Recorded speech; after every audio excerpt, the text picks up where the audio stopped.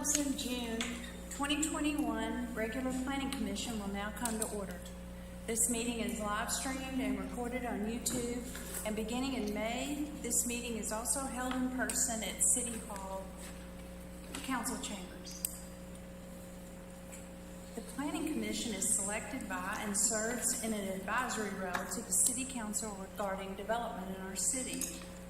So we have Elaine Richardson. I'm Mary Beth Green. I'll be leading this meeting. I'm the chair. Curtis Arnold and Larry Allen and Nathan Clark. Thank you, commissioners, for being here, and we have a quorum. Members of the administrative staff are present from Planning and Codes and the IT department. We have Art Hallbrooks and Rick Rowe over here. Alrighty. To start with, I would like to propose amending the agenda. And now that COVID-19 mandates are no longer in effect, the Planning Commission rules for procedures allows only for in-person participation by commissioners. And I would like to add a discussion at 7D so that we can consider changing our bylaws to allow for commissioners who are unable to participate physically to be counted in attendance and allowed to vote. And I've provided the commissioners some information that is what City Council used as their basis for their change. And this is me, I am proposing a consideration of amending Planning Commission rules for procedure under Article 7, Section 3. I'll need a unanimous vote, and I also need a second. Would anybody be willing to second that vote? That motion? I'll second it. Okay, Larry, thank you. Any further discussion until we get to 7D? All right. All those in favor, raise your hand. Okay, it passes unanimously. All righty.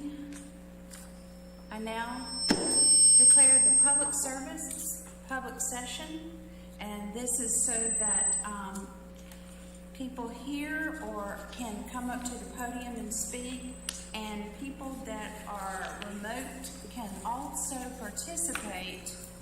And we are going to let those people have a slight few more minutes because they'll need to dial in, and there's a delay.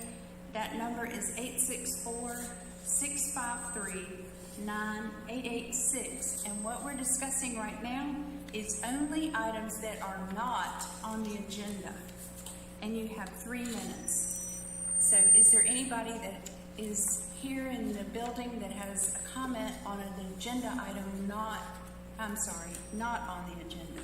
It's a little confusing.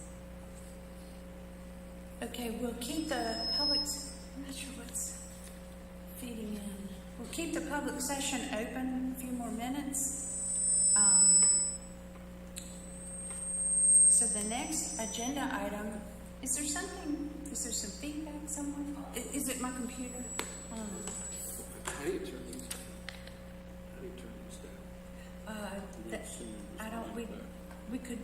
We have some new equipment so that we can hear callers better. It is very loud, and I don't know how to turn it down. That's what's doing it, I think. Yeah. It's the...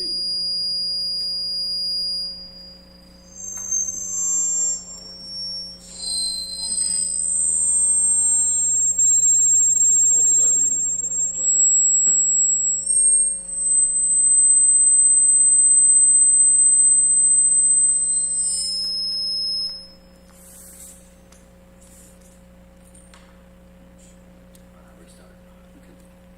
Did that work? Wait, is this picking? So you can't turn it down. I'll have to find that out. I can plug it here. Okay. I mean, when you had it will pick up all the lines. Gotcha. Yep. You can figure it out. Turn this one off. I'll go back to you. Yeah. Sorry about that. Okay, our next agenda item is the minutes from May 10th. Do any commissioners have an edit for the minutes from May 10th?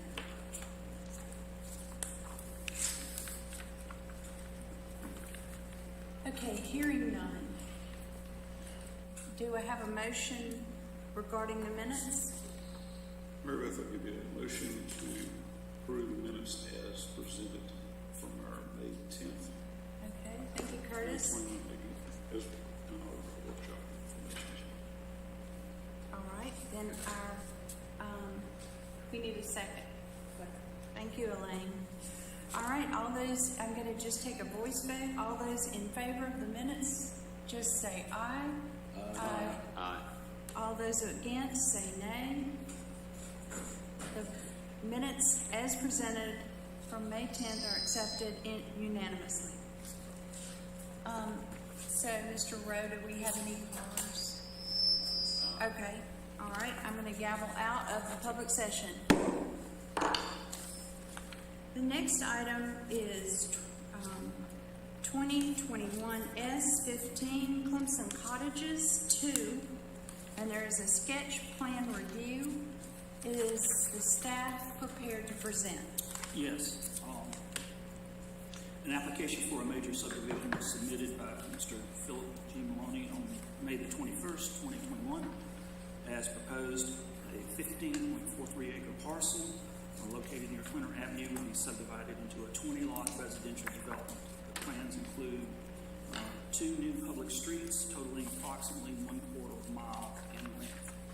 The parcel is zoned R20, single-family residential district, which requires a minimum lot size of 20,000 square feet. No change to the zoning is being requested or required.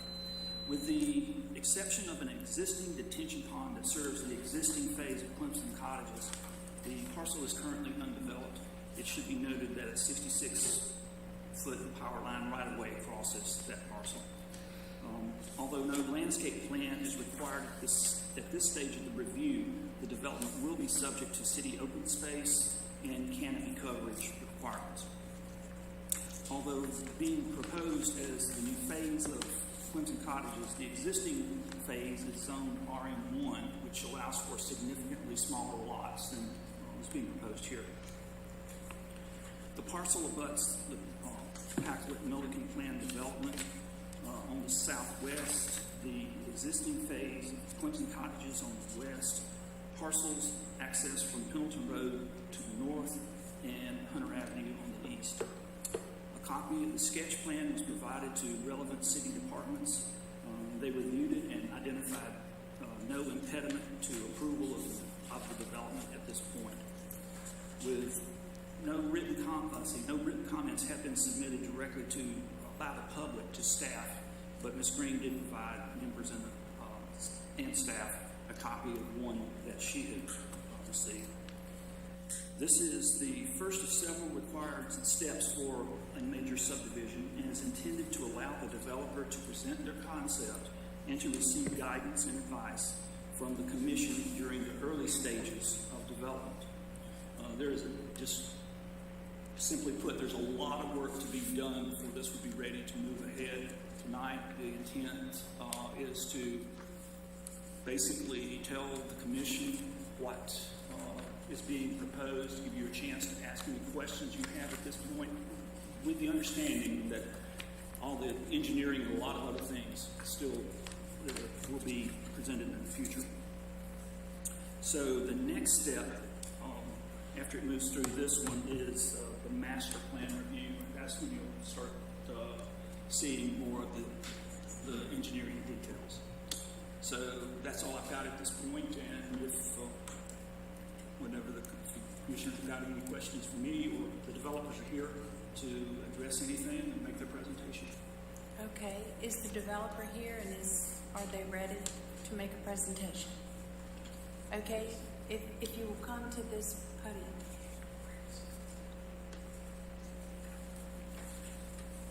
And be careful not to touch it. And I think I sent Rick a copy of the layout. He can put it on the monitors. Okay. I'm Chuck Riker, Riker Consulting in Greenville. I'm here on behalf of Philip Maloney. He's here also, and Rosewood Communities, who developed the first phase and will develop this project also. I'll be glad to answer any questions, but basically what they're looking to do is to continue what they developed adjacent to this with Clemson Cottages. There'll be similar type homes that they're building over there. They found that, you know, their clients are primarily professors, empty nesters, people who, you know, want to live in the Clemson area. And so with that, they've seen a need to do the next phase of this project. And so we're just going to, we're not requesting a rezone, just to go forward with the development with the R20 zoning and move forward along that. And I'll be glad to answer any questions you might have concerning it. Okay.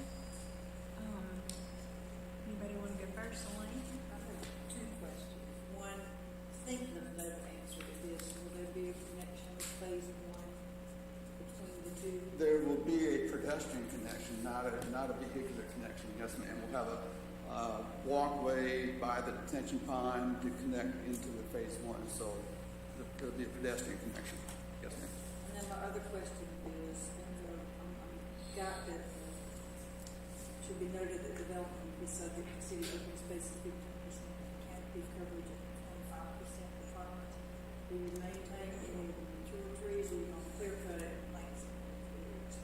We're going to, well, the common area that's shown, that hashed area, or the detention basin sits right now, we're not going to touch any of that, so all those trees will stay in there. And then we're going to, you know, these lots obviously are much larger than the first phase, so we're going to try to keep some of the trees. I can't guarantee which ones right now until we actually start it, like Art said, get into detailed design, grading and stuff, but we don't want to clear cut the whole site. No. Art, what's the requirement for, is there some requirement for monitoring the size of the trees? Yeah, it's 8-inch. What has to be surveyed included in the areas they're going to not, you know, have to grade. But it's hardwoods 8 inches and larger. That's specified out. Now, the canopy coverage requirements, anything that comes up short, below that 25% coverage at, you know, with mature trees, they'll have to be planted back or have it out of deal with it, that number. But that's all verified and monitored by the city horticulturist. Okay. So Tony will be the one who has to sign off on any of those plants. And the plantings, the new trees that plant will be relatively, is there some minimum size they have to be or something? It depends, and again, the landscaping is left up pretty much to Tony, and he will, he will ensure that the species chosen will get to where they're supposed to go in terms of size. So, you know, he's the expert. We go along with that, but you know, I know with phase one, he was deeply involved in it. Yeah, we worked with him deeply in phase one to get, you plant the trees, and then he gave us, you look at them at a 20-year growth, and that's how you get to 25%. So we worked with him on the tree selection types and areas to plant them and stuff in phase one, and we'll do the same thing with him in this phase also. Yes, ma'am. Yeah. Phase one's going to look a lot different than it does right now in just 5 years as those trees start to mature. Any other commissioners? I have a few questions for you.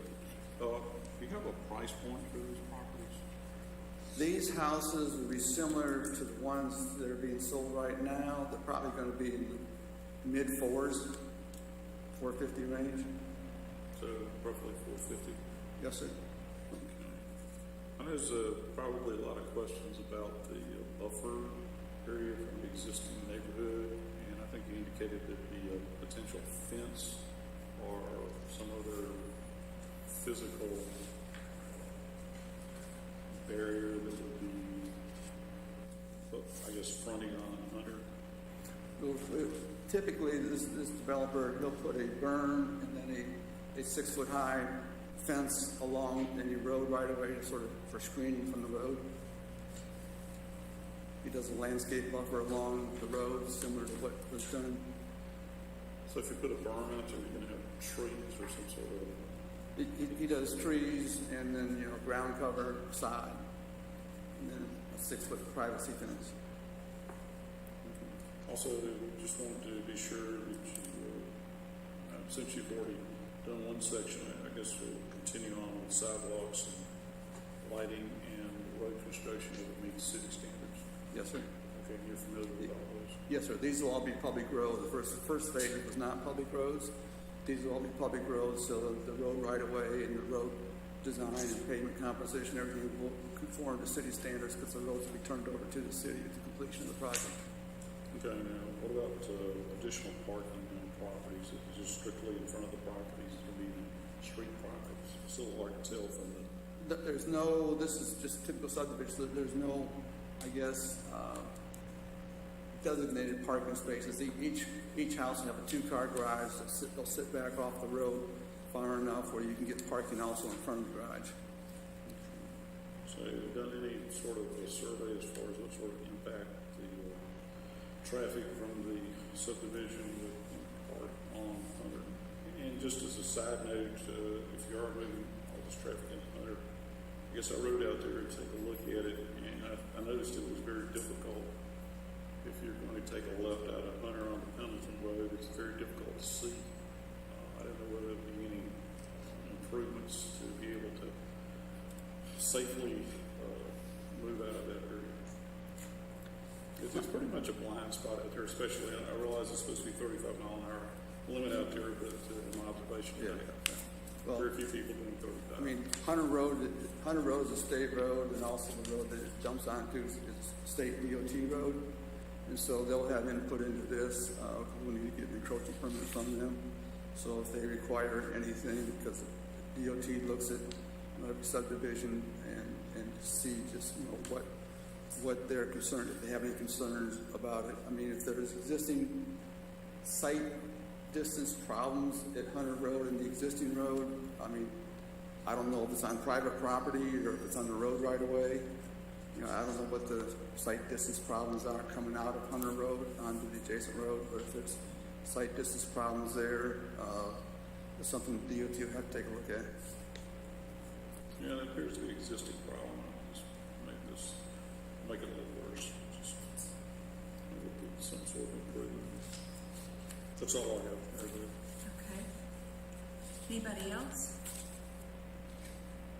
I'm not sure how to present this, but this is a letter that I received, and I sent it to Todd and Art and Planning and Codes, and this is from, and I don't know how to pronounce his last name, Peter Schwartz. Is he here today? He is. Would you like to speak instead of me, for you? Would you like to? Would you, I'm sorry. I think the letter probably sums it up. Okay. All right. So this is what he told me. He said, I just moved to Hunter Avenue this month, and now a new subdivision is going up with a driveway across the street from me. Across the street, okay. I know nothing about planning commissions, etc. This little street shouldn't have to handle this kind of traffic. The landowners have a right to own land, but they don't have a right to spoil a neighborhood. I don't know what to do. So he's here. I told him the 3 ways to participate, which is he can send the letter to Planning and Codes by 5 o'clock, he can speak at the podium, or he can call in. So he's here. So, do you want to address about where the street would be located in reference to the homes on? Well, Hunter Avenue has a couple different issues going for it. One's the topography of the road. Further up the road is a crest. You need to make sure you've got proper site distance to get that point. There's the Duke Power right-of-way that crosses it. You cannot bring an access point out there. So it's trying to figure out, how to make a layout work where you can take the subdivision and get, because also where we're bringing it out is sort of right in a curve. If we move it down the hill, then that curve could block the sight distance, so, you know, where we've got the entrance coming out of our subdivision is the best place along Hunter Road for safety purposes, as far as people ingress and egressing into the subdivision, just because of topography, the curvature of the road, of, you know, that big power right away that comes through there. So that, you know, that's sort of dictated, you know, how we make this subdivision work as far as ingress and egress purposes. All right. Okay, yes, sir. You're gonna have to go to a microphone. Can he go to that same one, or is there another one? I can't hear you. The one where, I don't see it. Is there? Oh, the podium. Oh, excuse me. Excuse me. Can you ooch over? Sure. Okay, when you approach this, I need you to sign in with Kelly. Right here. We'll train you right today. Okay. And then tell us your name and address. We know it's something Hunter, right?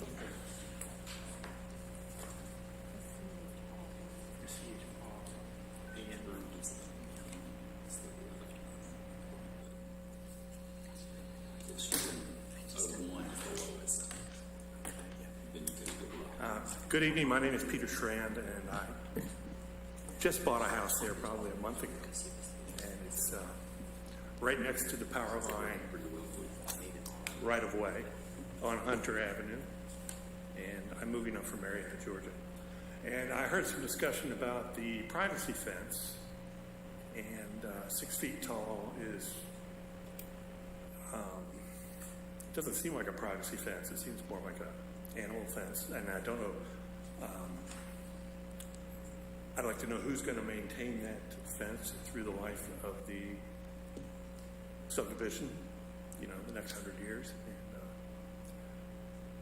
is it going to be is it just going to be a plastic fence, a brick wall? Is there any standard for a privacy fence in a Clemson development? And my second question is, I guess I don't know how all this works. There's probably nothing I can do about it, but there is that driveway on Hunter Avenue, and it's right across, just about across the street from me. And I really don't want a driveway for a subdivision across my street because it's a small road. It doesn't get much traffic, and it's not in the nature of our community right now to have that kind of traffic. Thank you. Thank you. Appreciate that. All right. Any other commissioners, or do we have any callers from the public? Okay, we have no callers from the public. So we do have another speaker. Unless you would like to address the subdivision fence, there will be a HOA established, just like there's a phase one, and they maintain all the landscaping, all the fencing. Everybody pays in a monthly dues. The HOA, so the fencing will be maintained by the homeowner association, along with any landscaping, any sort of common area type stuff. Okay. It's only 6 feet tall. Okay. We have another speaker. I believe you. I saw you first. I'm sorry, I don't know your name. Will you come to the podium? I think I've seen. I should know. Yes, sir. Please sign in. You've got it down.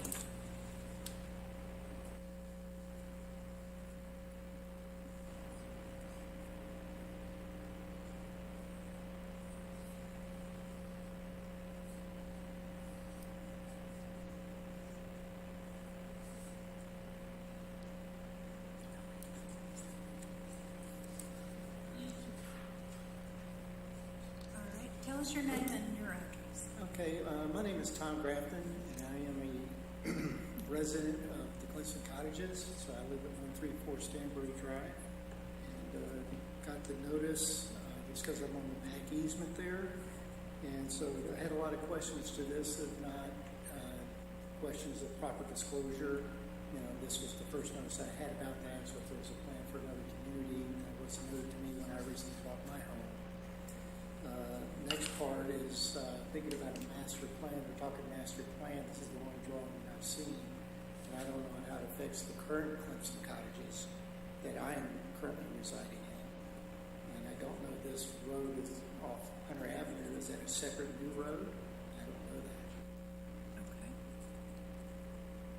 I mean, I have about 7 or 8 questions. So. I'm sorry, you I have what? about 7 or 8 questions. Okay. And another of my concern was the fence, the privacy fencing, because the grading is not flat, so you could easily be above one side, and that's not much privacy to whoever the fence is supposed to be providing privacy to.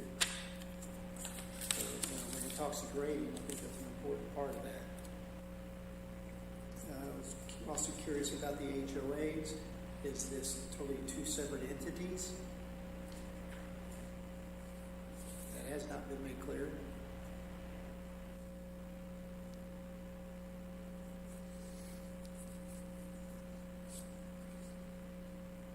And I was also concerned about the amount of grading removal that needs to be done for this property to happen, and how that might affect my property.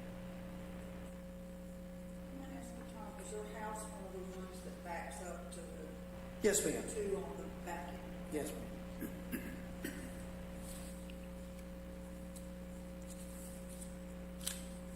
Is that all your questions? Those are the initial questions. I was curious Okay. to hear some responses. Okay. I'm sorry. Is it Philip? No, Philip is Chuck. He's Chuck. Right. Do you remember all those questions? Well, the road will not tie in to, I mean, this is totally separate from initial phase. So this road, like I said, the only connection we'll have is pedestrian access. It'll tie in along the, I think there's a sewer right away, well, there's the power line right away that runs through there. So there'll be pedestrian access that'll tie it together. But the road, this road is a totally separate road from the Clemson Cottages, because again, this is going to be a public road deeded to the city.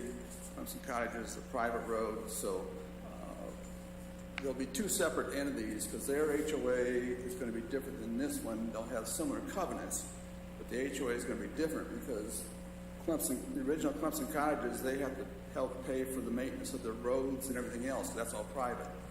These residents will not. They'll have total lawn care like the original Clemson Cottages does, but they won't have other maintenance issues. They do both jointly share in that detention basin, so they both will be help pay for the maintenance of that. That detention basin, when it was designed to handle both the initial phase and this property also, so it was sized accordingly. So they will share, right now they're paying for that. Actually, they'll have someone to help pay for that, because now they'll have another entity, so they won't have the full burden of paying for that detention basin as they do right now. So that's sort of, it'll be a separate HOA, because they will have, again, different things that they have to maintain and stuff. Hope that answers this question. So one more, the amount of grading and how it will impact his property. I don't think it's going to impact, again, because we got to get all of our water to drain to the detention basin. And so the grading really won't impact any of the property in the existing cottages. We've got to pick up all this water and get it to the detention basin. The grading plan hasn't been established yet, but obviously, you follow the original topography, how the site's draining, and we'll just have to take a look at that and see. But I don't see the grading, impacting anything, because we already have established homes there. And again, it's the same developer. We don't want to cause problems on our own development next door. So I think the grading will be handled adequately with, grading plus erosion control measures during the grading operations and that sort of thing to keep any impact onto the adjacent property that's been previously developed. I noticed that when I looked at it, that the sidewalk is up here and the land is down here. So you're going to bring in lots of dirt and then put the fence on that. Is that how it works? They'll probably, Where do you start measuring the fence? you're talking about along Hunter Avenue? Yes, sir. They'll Sorry. probably build a little berm there Okay. and then put the fence on top of it, so it'll add to that 6 foot height. That's typically what they do, is they try to create a berm, so they can put the fencing and then landscaping on that, so it actually even serves higher than just the 6 foot, fencing. And that also gives them an opportunity to do some landscaping in there also. Okay. Does anyone else have some questions? Or, okay, please, Ms. Cooper.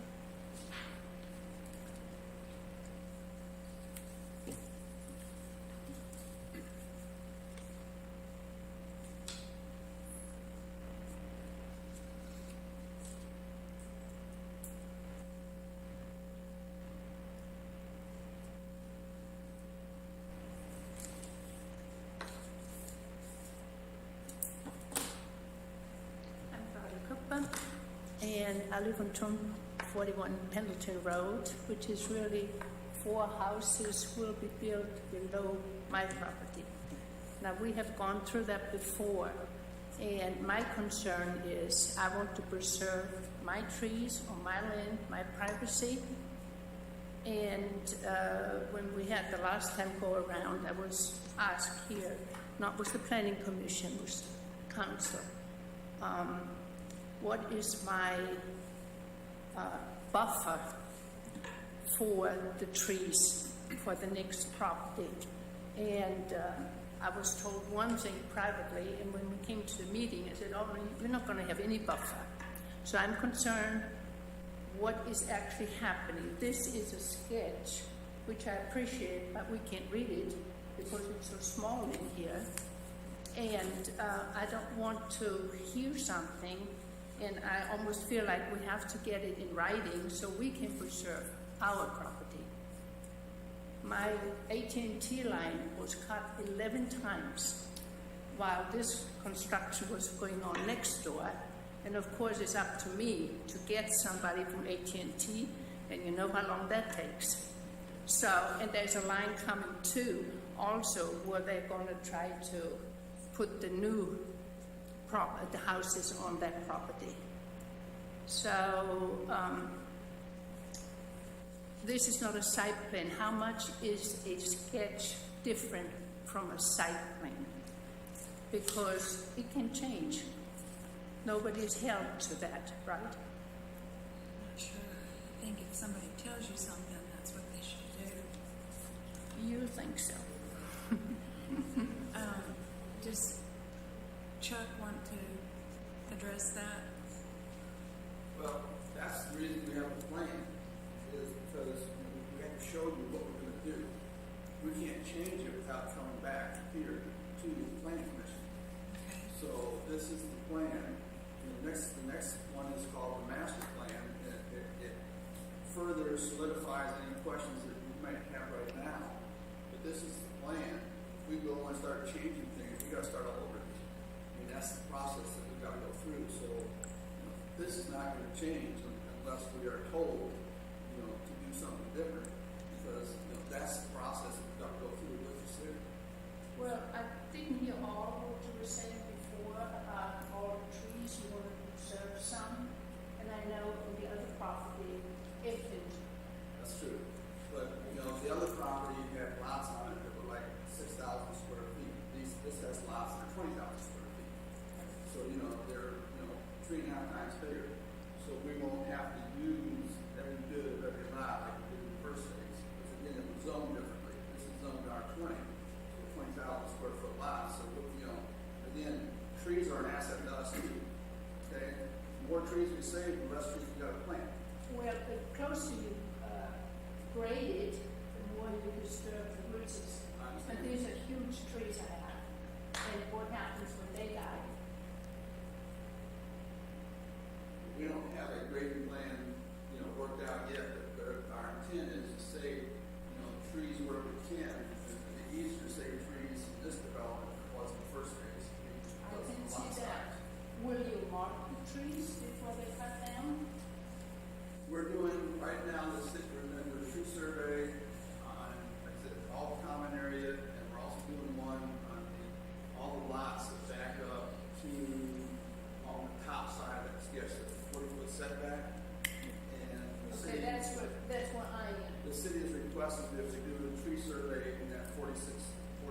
setback also, all those lots 1 through 9 or 1 through 8.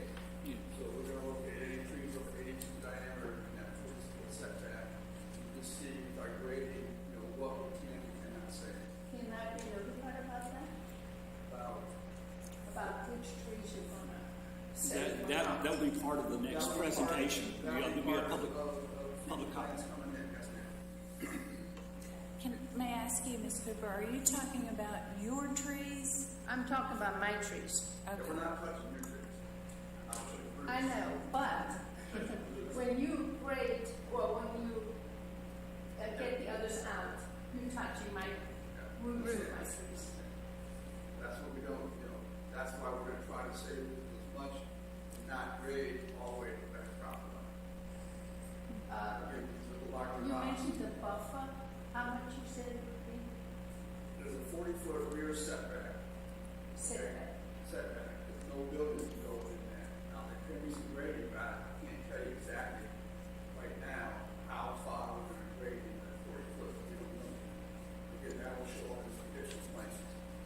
Can we That's why we're have- here, this is called a sketch plan, so that's why we're here, right now, just to go over Can we the see layout. the master plan and It'll be the same process. It'll be presented to them. okay. Yeah, there are 3 steps before they vote, and it's only at the 3rd step. So this is just number 1. They'll come back with a master plan, which has a lot of the engineering, the tree plan, all that's a piece of it is required. And it all is presented publicly. And talk to us, call the staff, we'll get you your own PDF if you want it, or either get you a printed copy. But yeah, just let us know, and but you will get to see it and be able to comment and to, like you're here tonight, you can talk to the people who are going to end up voting on it, and then there'll be preliminary plat, which comes last. That has the balance of the engineering done. So at that point, everything will be there, and that is what they will be inspected by. And engineering has to sign off on it. The horticulturalist has to sign off on it, and planning and zoning, everybody signed off on that.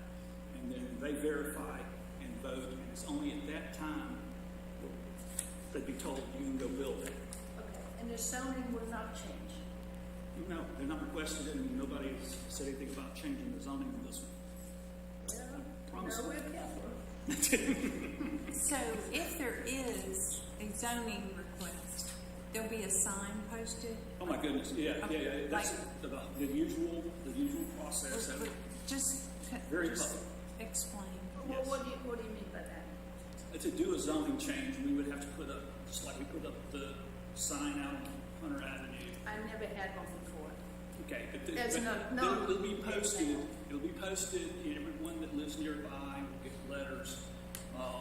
And there's a hearing before the planning commission, and then it goes to city council. Council makes the decisions on zoning changes. And there's a public hearing, a formal public hearing advertisement. Also, We've it's been very, through very- that. Did letters go out? Did they go out last time? And so did you receive a letter? I received the letter. Yes. Okay. Yeah. And, we use the tax assessor's information for that to develop the mailing list.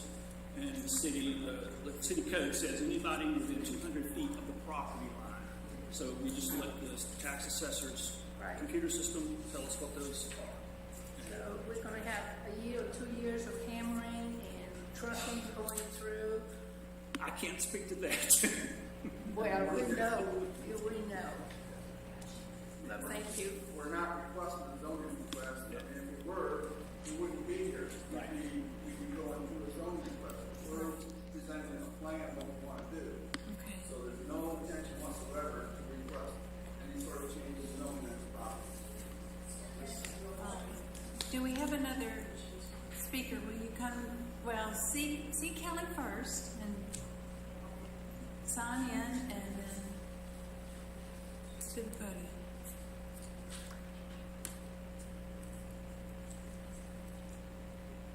And in that time, Elaine has a question. I'm just curious And about. who is this to, Elaine? Who's your question? To the developers. Chuck. So, yeah, Chuck or Philip, that the Okay. houses that are along Hunter Avenue, that's going to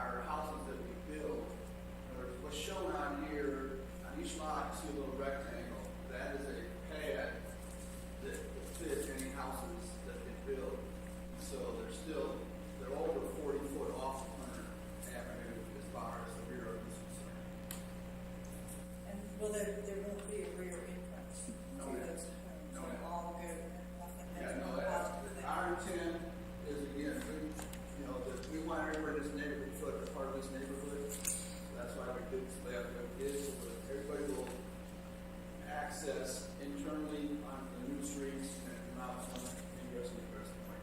There'll be no access on any of the lots that back up to Hunter, onto Hunter Avenue. I think that's positive that you don't have 5 driveways. Right, we didn't want to put a bunch of driveways on Hunter Avenue. Can I just ask Kelly Winchester, are you trying to tell me something? No? We need everybody to go to the microphone to speak, to make sure that we're getting this. Thank you, thank So, you. if- Sorry about that. Thank you. Tell us Hello. your name. Elaine Masseri, and I haven't seen this before, so I just had a few questions about it. So, as far as the entrances and exits, is there another street that this backs up to, like Old Stone Church Road? So there's nowhere else to put a street. I mean, an exit or an entrance, except, so it doesn't back up at all to Old Stone Church Road? No, it does not touch us. It does not. So it's not a real big development. It's 20 units. Well, It's just 20 units. but it's R20 property, which we don't have a lot of that going in lately. I personally like that. I would think that the neighbors in that area might like that as well. I believe that was one of the comments years ago when this all started. I guess my question would have been, because if it backed up and there was another street, why couldn't they do the entrance and exit off an Old Stone Church? But it doesn't go that It far. does not go there. Okay, thank you. And we have someone else, I believe you've had your hand up a while, against the wall under the clock.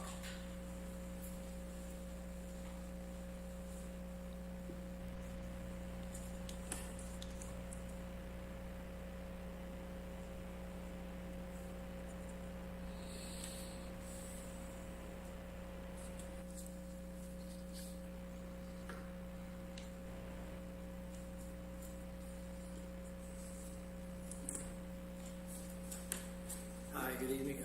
My name is Robbie Phillips. I'm a resident of Robin Street, 102, which is part of the circle with Hunter Avenue, Thomas Street. We kind of have a closed loop community there. So I'm not here today to really discuss, it seems at this point, and ultimately I think we've got a lot of our neighbors here, but a lot of us before. The end game of this development, we've got a lot of questions in the middle. I know there's certainly, sir, I understand you're not being Florida right across your driveway, so I'm not here to play semantics on that. I do have a few concerns that probably lend itself more to the city than to the contractor. If that's something, and I may be in the wrong place, but I'd like for you guys to kind of help me understand if there is a better place to present these concerns. So, we'll just call it the Brookwood Loop there, for lack of a better term. It's roughly 30 kids under the age of 15.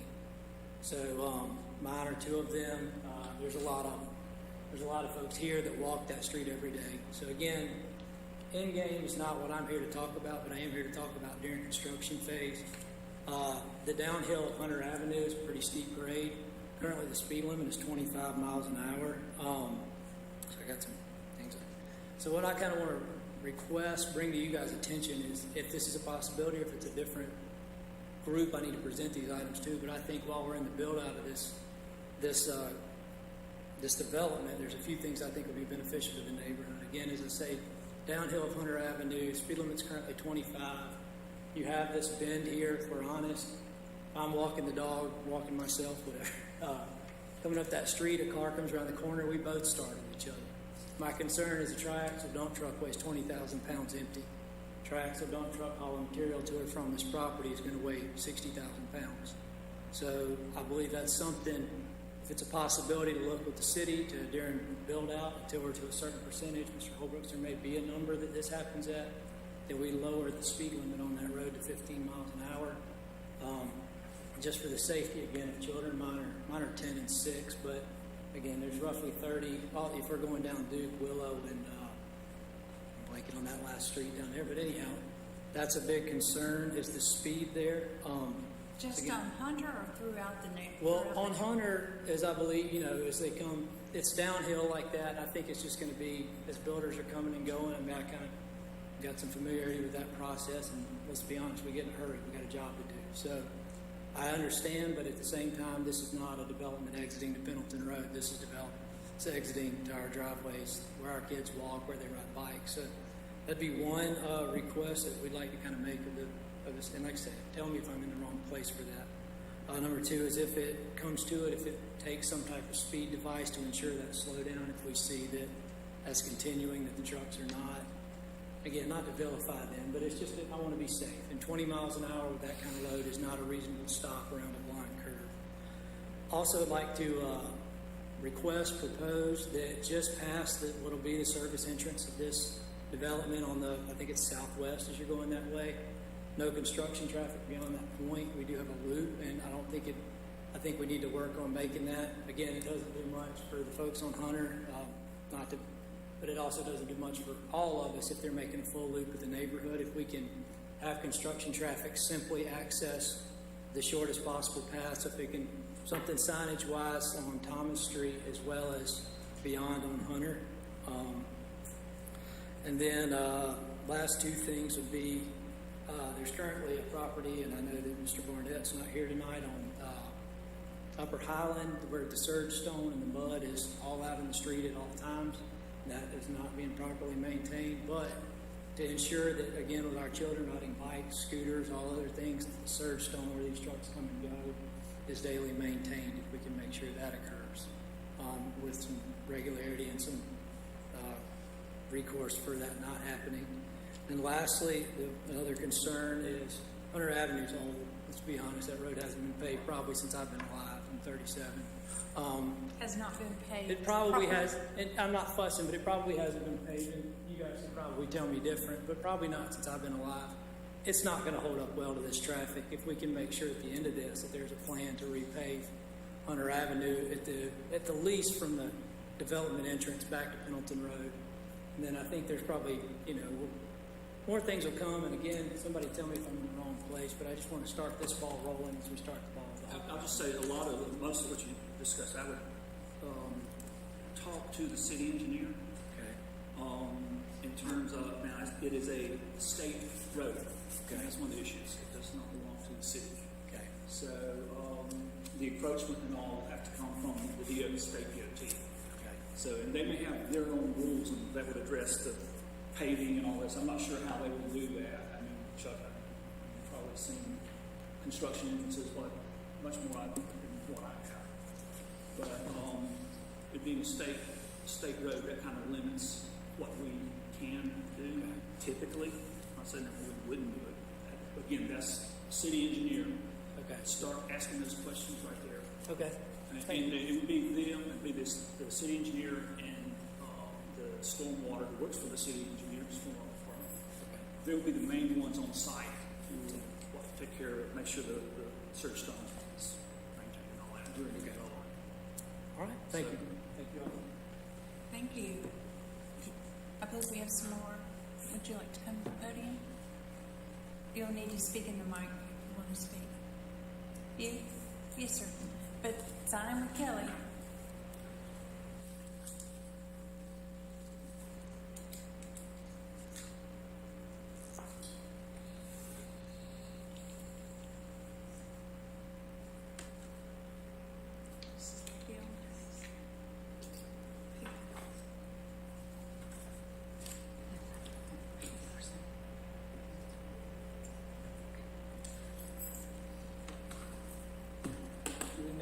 Good evening. My name is Ümit Yılmaz. I'm the owner of one of the properties adjacent to this developer area at the corner, Pendleton and Hunter. I don't have a question. I just want to make a comment. The other speakers actually brought this out that during the construction we will definitely have some issues with the traffic. I think everybody knows in this room how contractor trucks are driving in the neighborhoods, so there's no question about it. But my comment is that the grading that we don't have right now is the final grading plan. Obviously, this is just a conceptual plan. Doesn't tell much about the final grading, but gives an idea about it. particularly my property and her property are going to be affected by this grading because we have the common boundaries and trees near the property line. So the buffer is actually referring to horizontal distance.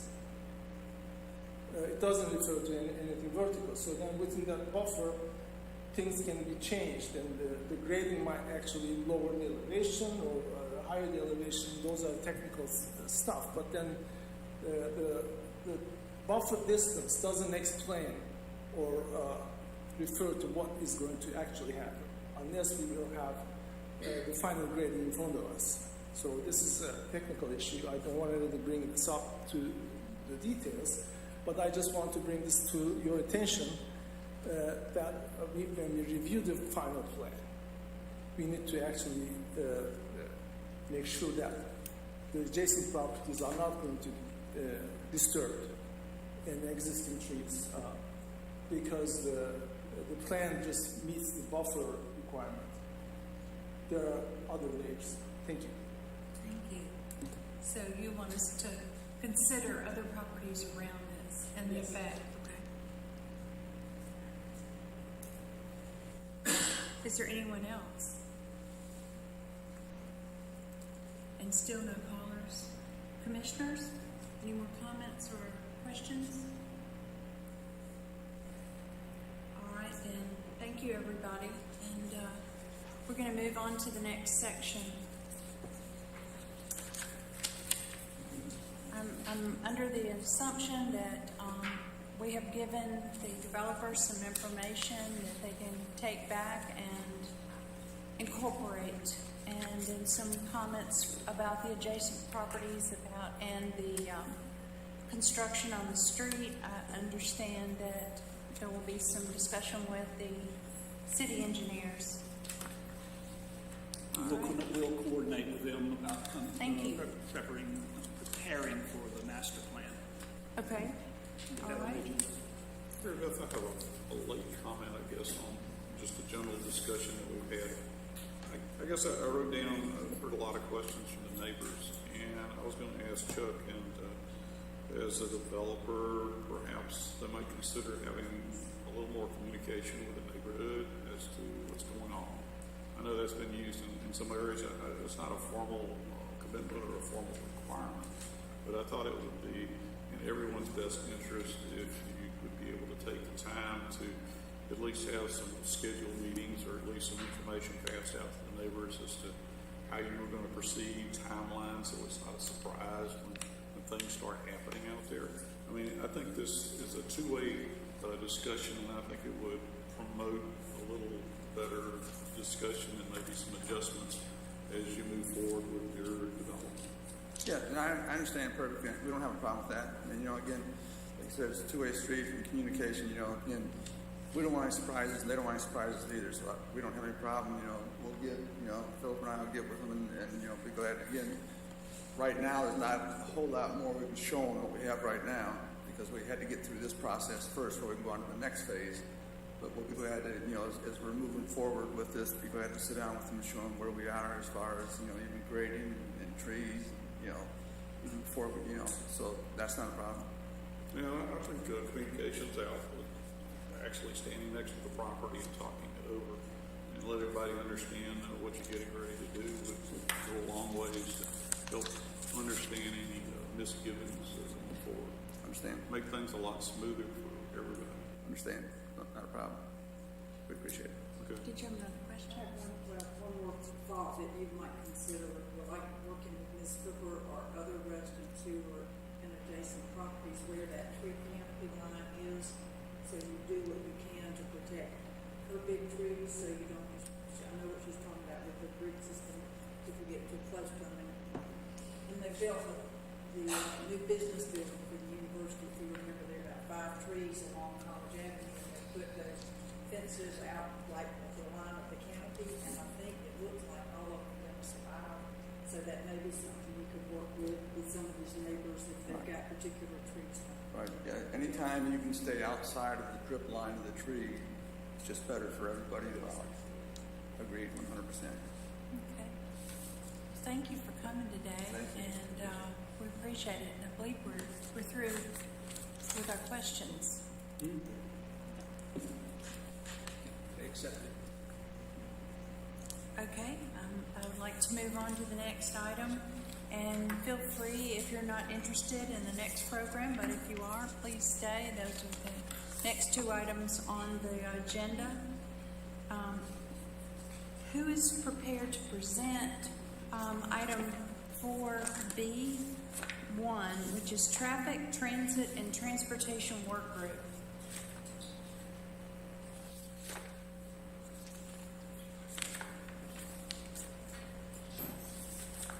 Oh. Did you sign in? I just wanted to see you move a little bit. I just wanted to, yes, I wanted to make you run around. So I'm Fran McGuire, and I'm the chair of the Clemson Next Subcommittee. That's the I'm traffic. sorry, we're gonna have to have some of them go somewhere else to speak. Excuse me. I can only hear one conversation at a time. I'm sorry. Okay, so again, I am Fran McGuire, City Council member and the chair of the Clemson Next Committee on Traffic, Transit, and Transportation. And so what you have, I think, in your packet is all the committees are making recommendations leading to the next step in the Clemson Next program project. So this is what you have in front of you, the results of the work of the Traffic, Transportation, and Transit Committee that was then sent to the Clemson Next Steering Committee. And in both cases, these were approved by the committee as the recommendations coming forward. These are still fairly general. And I think the next step then is to come to you, primarily as information items, I believe. And then if you approve it, they'll go to City Council. So these are the recommendations from the committee, the Transportation Committee, approved by the Clemson Next Steering Committee, and now to you. And just making sure that, okay, yeah. And so Shannon is working with all the committees, so she may also have some information. Oh, okay. So Shannon is in the back. Yep. All right. And so let me just make a little bit more. So in the Clemson Next white paper, that group proposed some recommendations, and this sheet has the ones that came from them. Those are the first ones listed. Our committee then started from there. That was the starting point, and added to some of those, altered some of those, and obviously it grew significantly. So this is the outgrowth of the Clemson Next year-long work, and that was the genesis of this, and then we moved from there. So I can answer specific questions about these, general questions about the process, but I think the motion would be for this group to approve these. Would that be the motion? Basically just information. Okay, so it doesn't need to approve, it's just information. Do we have some comments or questions from commissioners? I've got a question with regard to some of the recommendations. I guess you're asking the university to sign on with.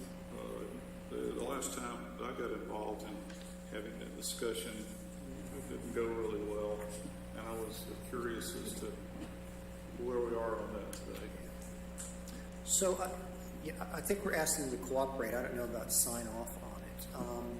But conversations seem to be going well. Dan Huffman, who's in charge of parking service, and some other people have been interacting with us formally and informally. The next step, though, is the harder step, Curtis. These are just sort of general recommendations. The next step is going to be more specific in terms of what this means. And that's when it's going to be more of the, yes, we can do this, no, we can't do this, yes, we can cooperate. These are more general recommendations and principles. Up to this point, any contact I think we've had with the university, they've been interested and supportive, but I'm going to ask Shannon if those are the right words to use.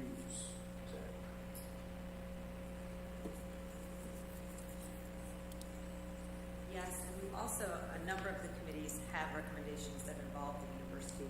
And so there is another work group that's going to be starting to meet later this month that is just going to deal with those university-related recommendations and how we move forward with those.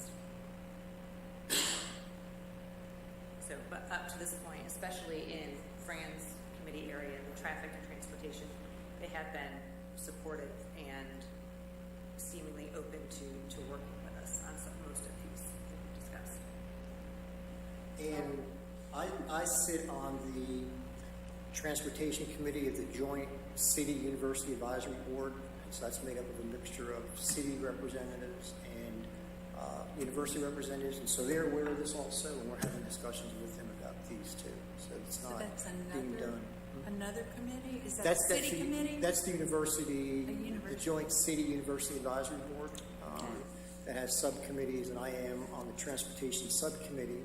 And so they encourage, they know of this. This is something that they will be considering. It's on their radar also. And Dan Huffman is the chairperson of that committee.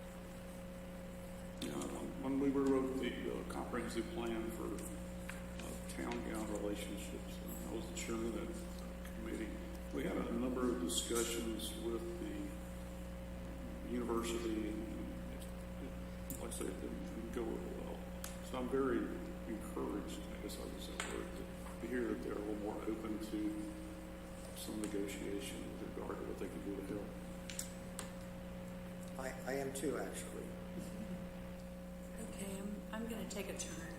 A few years ago, soon after the downtown corridor plan was presented, I spoke against it. And I think also Brad White also has some concern. How do we present those concerns now? I guess it's gotten a long way down, but I'm still very concerned about the issue of going into 2 lanes, because we finally have the ability to move. There's some of us who live, Edgewood comes to the traffic light, and then from my house it's Strode Circle, and of course those 2 are huge neighborhoods for Clemson anyway. And there's a lot of traffic there. There's buses. And with the corridor plan, it seemed to me like there were opportunities for us to open our car doors and a bicyclist run into us. And, there were just little things like that seemed kind of strange. Or not strange, that's the bad word. Just dangerous. And also just the fact that it was going to be very difficult to get in and out of that neighborhood, especially with what's going on Kiwi Trail. That's kind of my diversion to get away from some of the big intersection at 123 and 133. This may be just personal, but I'm just wondering where I can express concerns. So 2 things. First, Brad White, I forgot to mention this, is your representative on the Traffic and Transportation Committee. So Brad is involved in this. So I can talk to him? Well, I think that there's going to be a whole planning process involved with the Uptown and the Kiwi Trail also, as far as I know, with charrettes and group meetings. That's going to be set up in the future, and there will be public involvement in that. I'm not sure if that's Right. the whole corridor. I know it's certainly Uptown. It includes the Kiwi Trail. Is that right? Well, I think it was somewhere about Kiwi that Trail, point where it went into 2 lanes and, and didn't recover. So here we are, we're caught at the traffic light, if we can get out of our neighborhoods, and that was what I was I concerned think, Mary about. Beth, all of that, and Larry's in this group also, is part of what this group's going to be looking at and coming up with a plan for Okay. that whole corridor. Okay, good. And that will be a very public process, There'll be a what? a very public process. Public process. Yeah. Okay. I got a little question about traffic and everything. I guess I was looking for some information with regard to working with State Highway DOT with regard to more throughput on 123, since that seems to be a major item over there. I've had some discussions with some of the staff regarding that. And this last semester I took a class over at Clemson in traffic engineering, and they do have some more advanced programs as far as trying to optimize the throughput using computer controlled traffic lights. It's the next generation from, I guess, what we have now. There was some interest over at the university to help with that. I didn't know whether that would be something that you'd be interested in pursuing that discussion. So there is going to be, well, the thought now is there will be a separate traffic study for 123. Actually, Brad has been the champion of that. And what our committee decided was to not make any 123 recommendations until after that traffic study was done. And so there could be recommendations about signage, about lanes, but we felt that until we had the study done, we really didn't have all the information we wanted or needed to do that. So one of these actually does say, after that study is done, then our committee will go back to work with the 123 issue, rather than coming up with great plans and then having a traffic study that maybe contradicts those plans and sets it back. That instead we would have the 123 study done first, and then we talk about what that means in terms of the actual road. That's a pretty dicey thing to do, but we just lack, I think, sufficient information to make the kind of decisions you're referring to until we know exactly what's happening on that road. Now, is Brad on the line tonight, or is he? He is. He can speak. Okay, as so part Brad of may the have some public. answers too, because Brad I really don't has know if been he's on the line. He's able to call in. Okay. He's not in attendance, and we're Okay. in the process of aligning our attendance policy with that of City Council, and that is on the agenda at the very end. Okay. So Brad can give you more information, but I think he was the one that advised us to go in that direction, and basically felt that was the sequence to follow.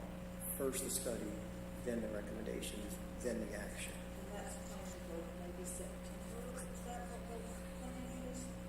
They have met, they're trying to work this out as a larger regional study. So I know there have been some meetings about that, but I have not heard anything set. Because I know Brad had talked to me about wanting to make sure we did it at a time when traffic was at a peak instead of being Fizzled out. over the summer. I can't imagine Good any other idea. time than September. So it answers sort of the question. So I'll leave these with you. If there are questions, it's probably best to ask Shannon. Shannon, you may or may not know, is the Clemson Next director, basically the coordinator of Clemson Next business. So, and you can ask her anything about this, anything in here you want more information on, how it fits with other things going on in the city, what the next steps are. So what are you leaving with us? Specific steps? Is that what you said? We will get to that point. Oh. I think tonight, in some ways, the issue was if there's anything in here that you think relates to the planning commission business, we really want to make sure that we're on top of that and we're including that in anything we do. So if there's something here that affects zoning or building or properties or anything that's under your purview, this would be important to us to know that before we get too far on this. Right, this is mostly informational because this will be, when council accepted the report, the Clemson Next report, they didn't actually adopt any of those recommendations that are in there. So this process, this is the first step. These recommendations that you're looking at tonight will go to council to actually be adopted and start to be moved forward on, whether that's through the comprehensive plan or through funding priorities. But once council adopts them, they'll move forward with a more detailed plan for a lot of these recommendations on how to actually accomplish them. So this is kind of informational, so you guys can see the direction that Clemson Next is going as far as dealing with the growth in the city strategically. I had another question. I see a lot of discussion about CAT, and I'm wondering, is there any emphasis on private mass transit, like some of these buses from the different apartment areas? Is that any part of your discussion? Well, the notion of development is needing to provide bus themselves or part of the CAT system. That has been part of our discussion, that they have partners in doing this. Specific recommendations, I don't think we've said that, other than student developments have to be part of the solution, whether it's their own bus system, CAT bus subsidies, whatever that might be. So I think that's probably a future discussion. Okay. But that has been discussed, not Thank you. resolved, discussed. All right. It looks like we might be done. Okay, well, I'm going to stick to you because I think Shannon has the next Yeah, so one, the too. next one that you you have, so that was the traffic and Okay. transit. Okay, let me Clemson next. say then we will move on to, are we going to move on to workforce housing? Okay, so we're going to go to 4B2, workforce, non-student housing, and neighborhood planning and preservation work group. It's a very long name for a work group, but Catherine Watt is our chairperson. Elaine Richardson is your planning commission representative on that work group. And what you have before you tonight are the same thing that you just saw from the transit committee, but they are recommendations. The first part of the document, recommendations directly from the Clemson Next Plan in regards to workforce housing, affordable housing, and neighborhood planning and preservation. And then the second part of that document are the work group's revised recommendations. So they looked at what the Clemson Next, what the original white paper called for, and then they amended, revised, and added to those recommendations. So if y'all have any questions or concerns about that second group of recommendations. And this group specifically is not dealing with student housing. This is all what you're talking about, the second step or second group? There should be one that says housing. We should also have a housing. Right, it's, what I have is original Clemson next recommendation, and then the next part is workforce non-student housing. Right, those are the recommendations. Okay. If you'll see in the original one, there are 3 recommendations, coming out of the committee, there are 4 recommendations in the first part. So Okay. expanding what we thought we could do. Okay, this is just an expansion of the first, the second page is an expansion of the first. So, yes, the first page just came out of the white paper, the second page is what's been reviewed. We wanted to give you a reference of where we started and then where the work group with citizen input ended up. I guess I thought it was interesting having these databases. I'm just wondering though, who gets to go into an affordable house and who gets to go into workforce housing? I don't mean house, I mean housing. How are people selected? Because it may not be workforce people. I mean, it may be. That's part of the process, and we're not at the point where we're selecting, and I don't think that's the intention. The intention is to try and find a way for there to be more workforce and affordable housing available in the city. Not for the city to select who goes into that, but to have more of that type of housing stock available in the city. But there would be no way to make it a specific purpose or specific people who might need that who work at Clemson or something. I don't think that's not the intention of these recommendations, no. I like us working with surrounding communities. That's my favorite. Anybody else? A question regarding the item here talking about the affordable housing, the trust fund and so forth. What's the intent there? Is this something that you supplement the Shaw Center's activities with? Something like what they've done over in Greenville, perhaps? So the work group is looking at several avenues for how that would be implemented. Some cities implement it through a city trust fund, others implement it through a separate nonprofit like the Shaw Center.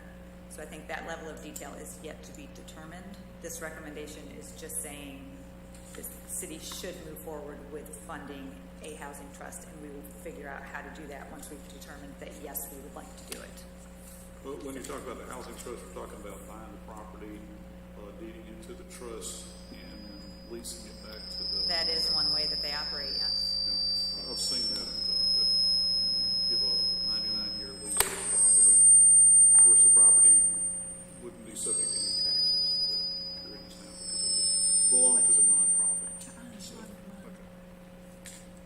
Right, and if you all have any other questions or any concerns that come up, feel free to let me know. Thank you. I will just say that I'm on board with the Shaw Center, and all of our initial work is going to be looking at ways to bring substandard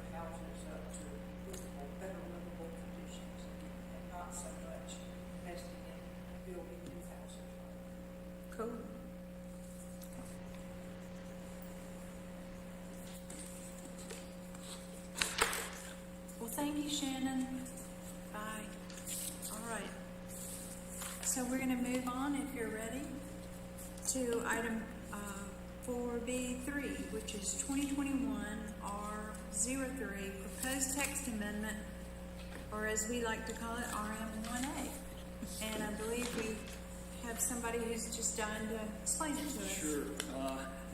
No, I'll just point out, I just noticed a mistake on the agenda, the way it had it. Apparently, it's a word formatting thing. It should have been called out as a separate number. It's in the right section, everything was used. But I just noticed it's a mistake, the way several of us reviewed it. Let's see, this matter was originally brought before the commission on March the 8th, but was postponed to allow the strategic plan implementation work group's time to develop recommendations. It has been brought back before the commission at the request of council.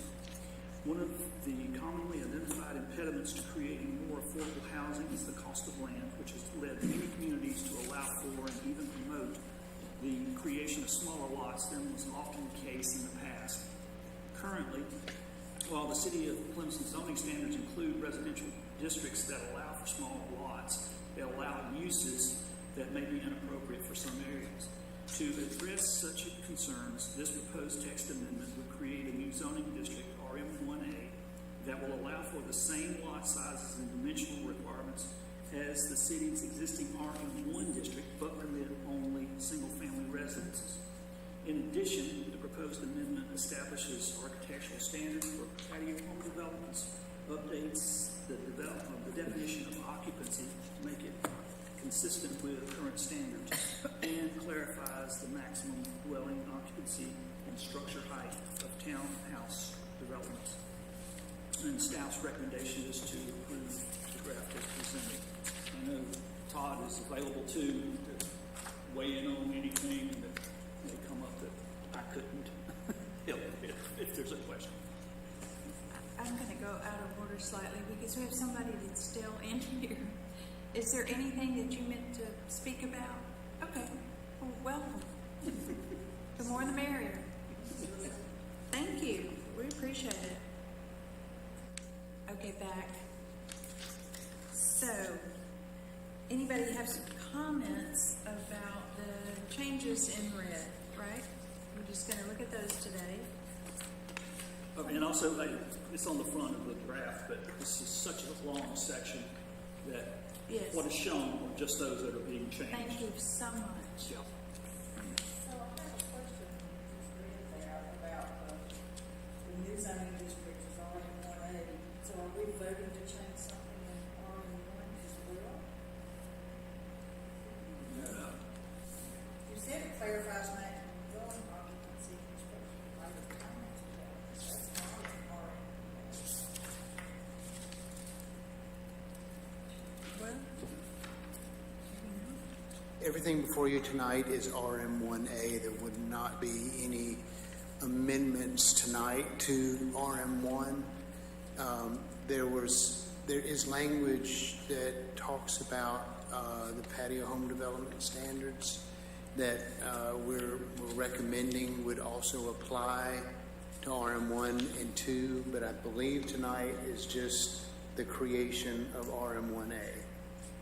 It's just confusing that there's this last sentence or two That Art just read. Because it talks about changes in clarifying maximum dwelling occupancy and structure height of townhouse developments. They're not, it won't be on townhouse, it won't be Correct. allowed on all.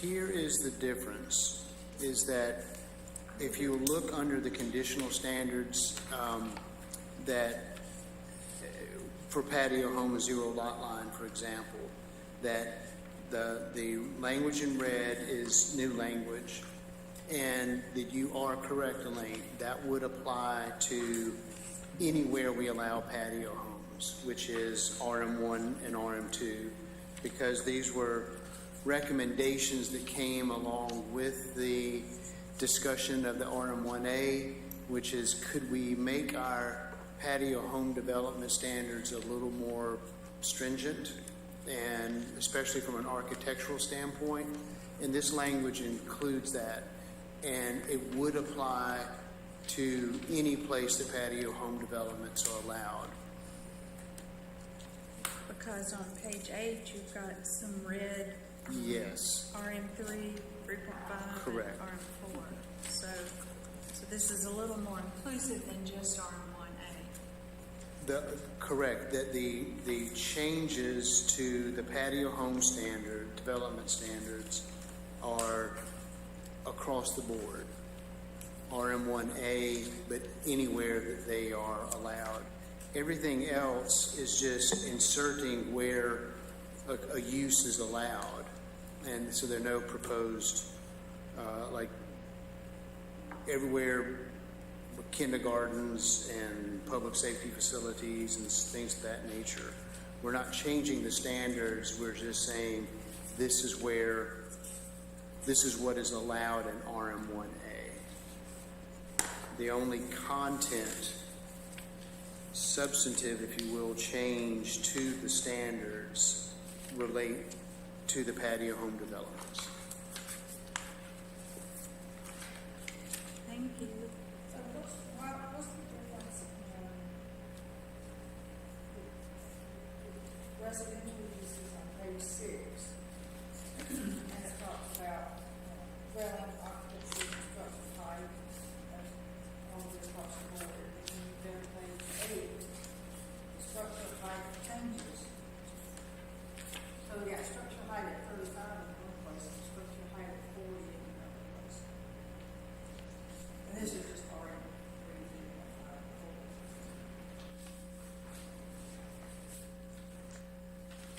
on page 6, there were 35. What you're saying is they don't agree.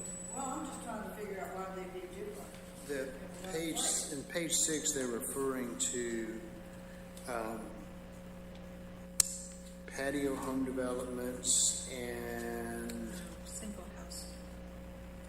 well, that's on page 6 is single family. And then on page 7 is patio home developments. And then page 8 is referring to townhomes.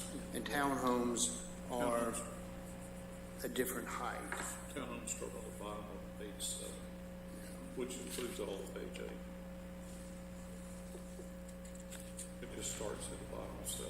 Yeah, I get that, but I'm just trying to understand why it's 40 feet more close to 35 feet. I don't think it is. I think that it's, Different type of development, single family versus townhouses.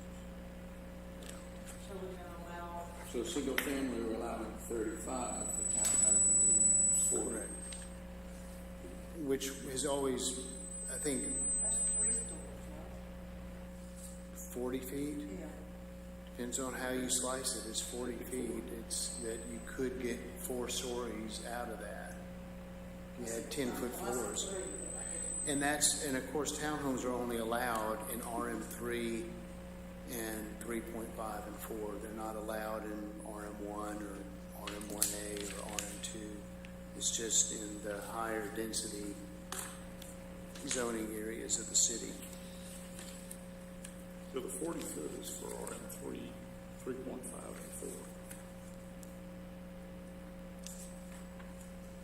So on page 7, it says 35 feet, page 6 is 35 feet. But they're different. Yeah, it's that 35 feet is talking about patio home developments, not townhomes. On page 8, they're talking about townhomes. It's Now, could you define townhomes for me? I thought they were like 2-story, connected 2-story units. They don't have to be 2 stories. They can be their own.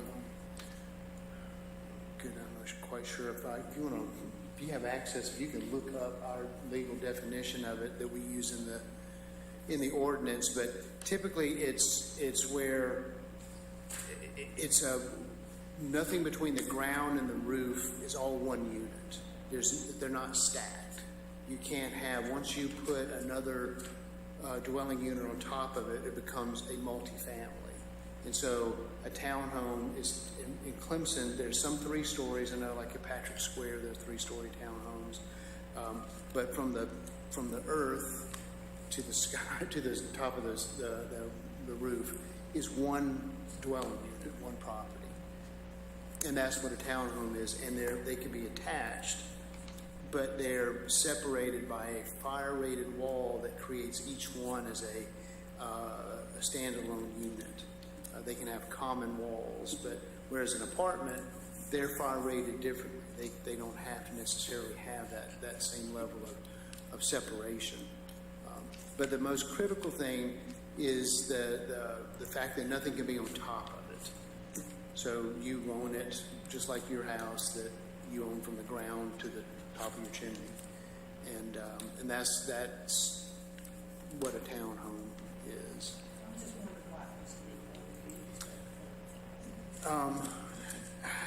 I think it's because the 40 feet was the height already allowed throughout all of RM3 and 4 for residential height. And it was just, I think my recollection, I apologize for being caught a little off guard on this one, Elaine. I think there was just that we didn't even have it listed in here. And it was one of those things, because the way it's written, we're not correcting it. We are adding it because it was never even labeled in there what the height was. And we felt like it ought to be. And the same with the occupancy. It's not even listed in here.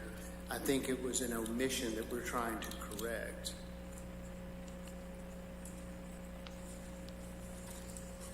And that the height is always, that's what the height has always been in RM3 and 3.5 and 4 has been 40 feet. Correct. I think for other structures too. Just seeing it on page 7, it's got 35 across the board, and 26 it's got. But that's for single family or patio home development. That's what I'm saying. Right. So the 40 is for townhouses. And multifamily. And triplexes and quadplexes.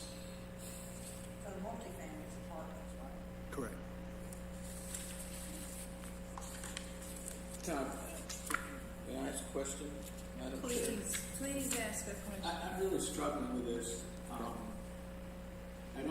I don't see the advantage of the RM1A because we're still allowing townhouses. We're still allowing zero lot line development. Yeah, there are no townhouses, or townhouses are not allowed.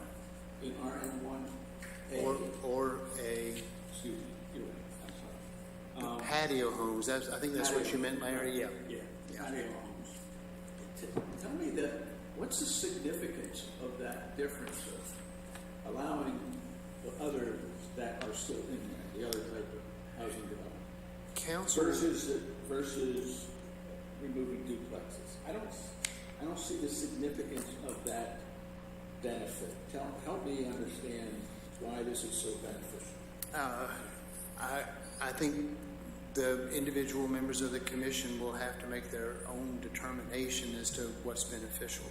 The rationale, as it came from council, was that by removing the duplex option from, because RM1 allows duplexes, RM1A does not, it protected the community in a way that didn't exist before by allowing single family and patio homes to move forward without there being a possible risk of duplexes to enter the picture.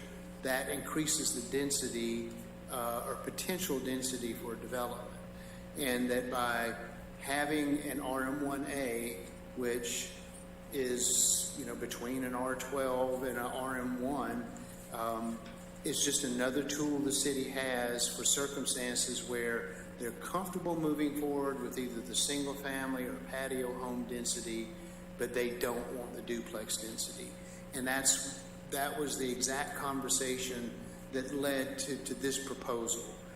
It's not a huge difference, and that might be where some of your struggle is in trying to, it's not like like I said, a sea change or a huge difference between RM1 and RM1A, but it does take out a higher density component of duplexes that didn't exist. So it creates another tool for the commission and council to use if you ever see a circumstance where you think it might fit.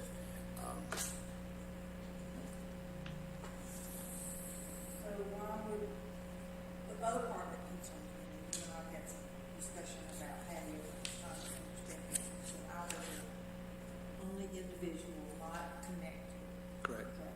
So what concerns me is that we've got, if we have RM1A, we can have roughly 6.2 houses per acre, if you will. But with the patio homes, we can have more than 10 or at least 10. You can have 10 That per. concerns me about creating this interim in between thing that allows that kind of thing. I think your numbers are accurate. It's 10 per acre is for for patio homes in both RM1 and RM1A. Whether a person can accomplish that or not, when you factor in that they've got to actually build a house and have roadways and whatever other buffers and setbacks and such that are required.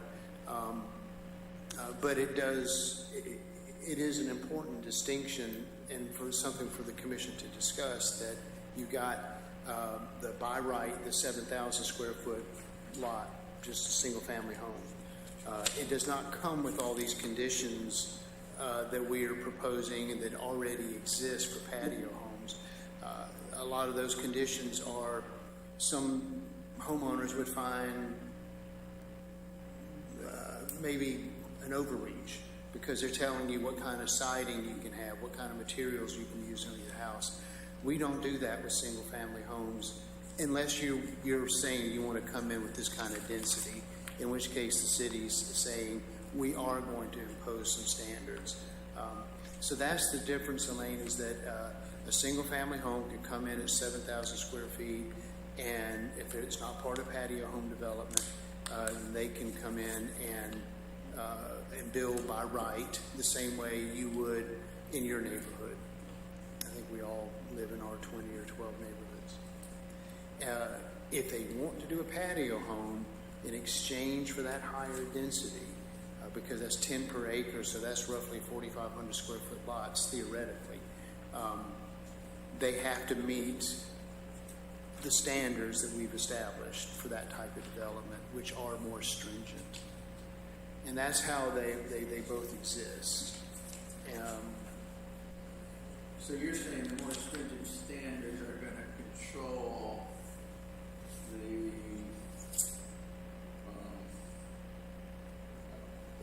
the appropriateness, that's not the right word, but the appropriateness of the development of patio. That was the intention. I share Elaine's concern, 10 per acre in a duplex, I think it's only 5 per acre, RM1, I think. So, in essence, I think, I'm looking for it right now, I can't find it, but I think I remember reading that. Duplex dwelling, density 5 per acre in RM1. So, you got 5 duplexes, which is 10 dwellings, and you got 10 patio homes, which is 10 dwellings. I'm really struggling to see the savings or the benefit of creating a new district when what it appears to come down to are these narratives with the changes, the vinyl siding, the home shall have windows on all sides, the home shall have a minimum of 2 bushes. That appears to be what we're talking about in reality, because we're going to allow 10 patio homes, whereas duplexes we allowed 5. I'm not sure I'm honestly saying I'm not sure that that's accurate, because I know that when we ran our density numbers, we came up with a formula for council to help them in determining pros and cons of various developments, annexations in particular, and that RM1A allows fewer homes than RM1. And the only reason that would be is because there are more duplexes would be allowed in RM1 than more units are allowed in RM1 than RM1A. And so the only difference of substance is the elimination of duplexes. So I'd like to get back with you on what the, or if you could, because it's not in this ordinance because duplexes aren't allowed, and so we don't even have that language in here. And I apologize for having become so dependent upon the digital version of the ordinance. I used to have my big fat notebook in here, and I came up without it, and I apologize. But there is a difference in there in the density, because that is the whole reason this is before you was council's interest in exploring something between RM1 and R12, and this is what we came up with. I don't see it from a density perspective. I mean, maybe in terms, maybe these other elements, these changes in red, maybe they make a significant difference in the quality and standard of the development that's going on. I'm not seeing it. I can't visualize it myself. That's what I'm struggling with. Does duplex, are they usually rented in Clemson? Probably in Clemson, I would say, Mary Beth, the majority are. I know, Elaine, you were, and I think Mary Beth, y'all might have both been at a American Planners Association conference in Anderson. Anyway, they were, and you heard about it through the Clemson Next, that there's a common vernacular called the missing middle housing, and that is an option that more communities are using, where duplexes and triplexes, which often have the stigma, if you will, of maybe being lesser quality rental. Not cared for, maybe? Yes. And there's an element of that true in our community. However, there's a movement towards, like in Patrick Square, directly across from Dominion, they call them villas. And they're duplexes. They're 2 units. They're called what? Millets? Villas. Oh, villas. Yeah, villas. Paired villas. Yeah. And but they're duplexes, and that there's a trend nationally, whether that's appropriate or comes to pass in Clemson, who knows, but of nice quality owner occupied duplexes, triplexes, and quadplexes to help satisfy that missing middle housing, something between the high density of an apartment building and then the sort of sprawling open density of an R20 neighborhood. And so, but to answer your question, I think in Clemson, my guess would be right now the majority of duplexes are rented. Do we have a development here that's considered a patio home development? Yeah, isn't the Varsity and the estate and the farm, those are developments that are, if you, the farm is, if you go underneath the railroad pass and take a left onto Elm, is before you get to River Commons. And if you go up to the red light and take a right and then go down towards WCCP, right there at the fork, I think that's the estate, or one of those is the estate and one's the farm. The Varsity is behind the old Bilo. It's 11 units over there. Those are patio home developments. The three. The Varsity is predominantly, there are some non-students living over there, but the rest of them clearly were targeted for student housing. So if we're trying to find a way for this missing middle, that single-family homes, it seems to me like we don't include the patio homes or in one area, we make it for single-family, traditional single-family homes on small don't see any benefit to including patio homes in there, if they're just capitalized, same thing.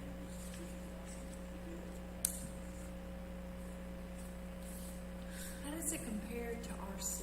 R6 was a minimum of 2 acres, right?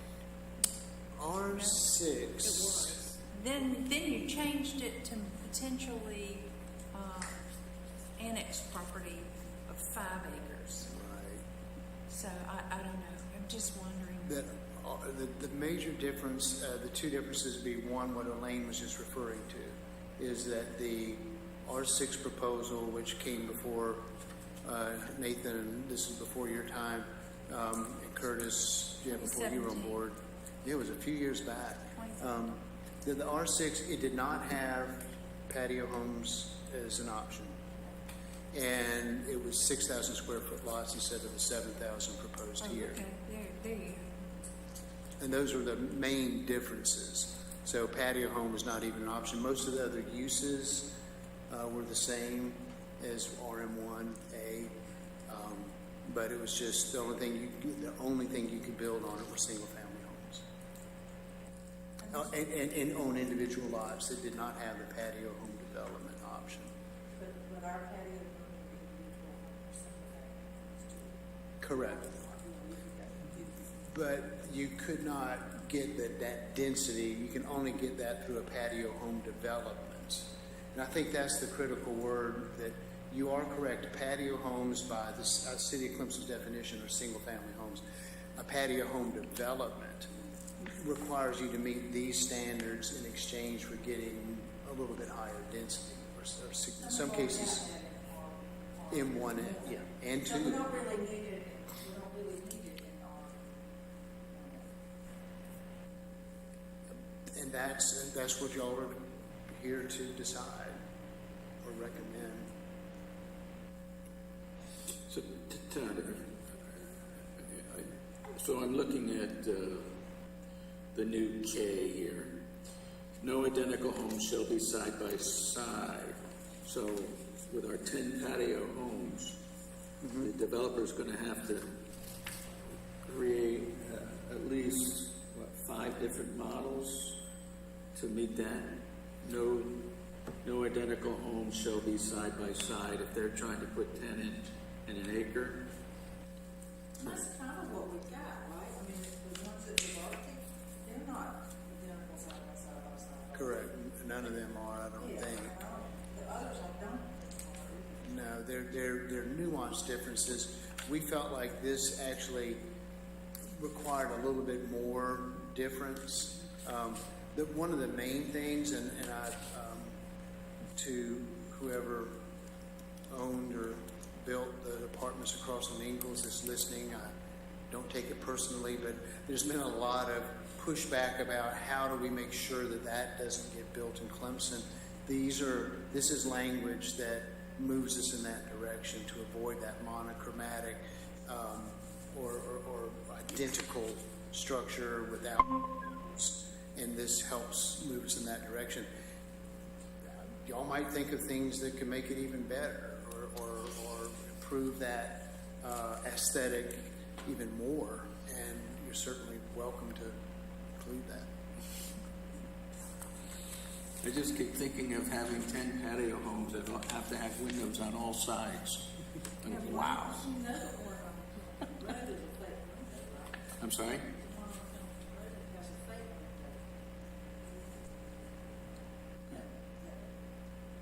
I think those are townhomes, aren't they? The ones at Bamboo Cottages.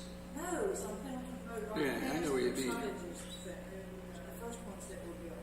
Right. The side, that's a So they have this, they have side windows? I know they have a fake window, but I think Oh, fake ones.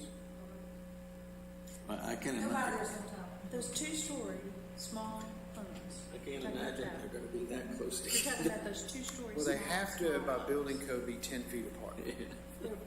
That's not a long distance. Really? I think the others are. That's in the side. I know we've been there. Okay. So, council would like for us ask one more question? Please. Is there any downside? What's the downside of doing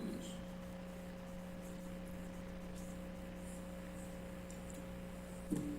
I cannot imagine one.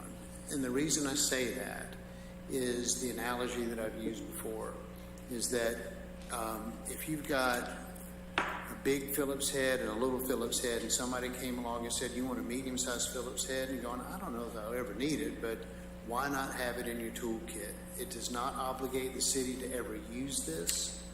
It doesn't, this is not rezoning any piece of property. It just gives you another tool in whatever form it ends up, whatever y'all recommendation or additional recommendations y'all make, and what council adopts if they choose to adopt it, for the very reason that it doesn't obligate the city in any manner, but it gives them an additional tool for planning and zoning. That's why I don't see a downside to it. I don't see any benefit to including the patio concept on Mason's theory. Say that again. I don't see the benefit to including patio concepts in the RE1A, since they're already covered in RE. But if you wanted something to allow small lot houses, Well, it would give you the townhomes and note, and then keep out duplexes for those people who prefer to be in a neighborhood that didn't have any duplexes. With whatever land is left out there. I don't think we have a whole lot of You know, it amazes me what they can do on what I think is large land. So.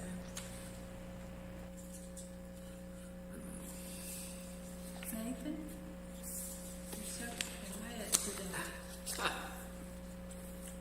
I'm just listening. I mean, you close a lot of homes, right? So are people looking for duplexes? Are they looking for neighborhoods without duplexes? Or are they looking for more townhomes?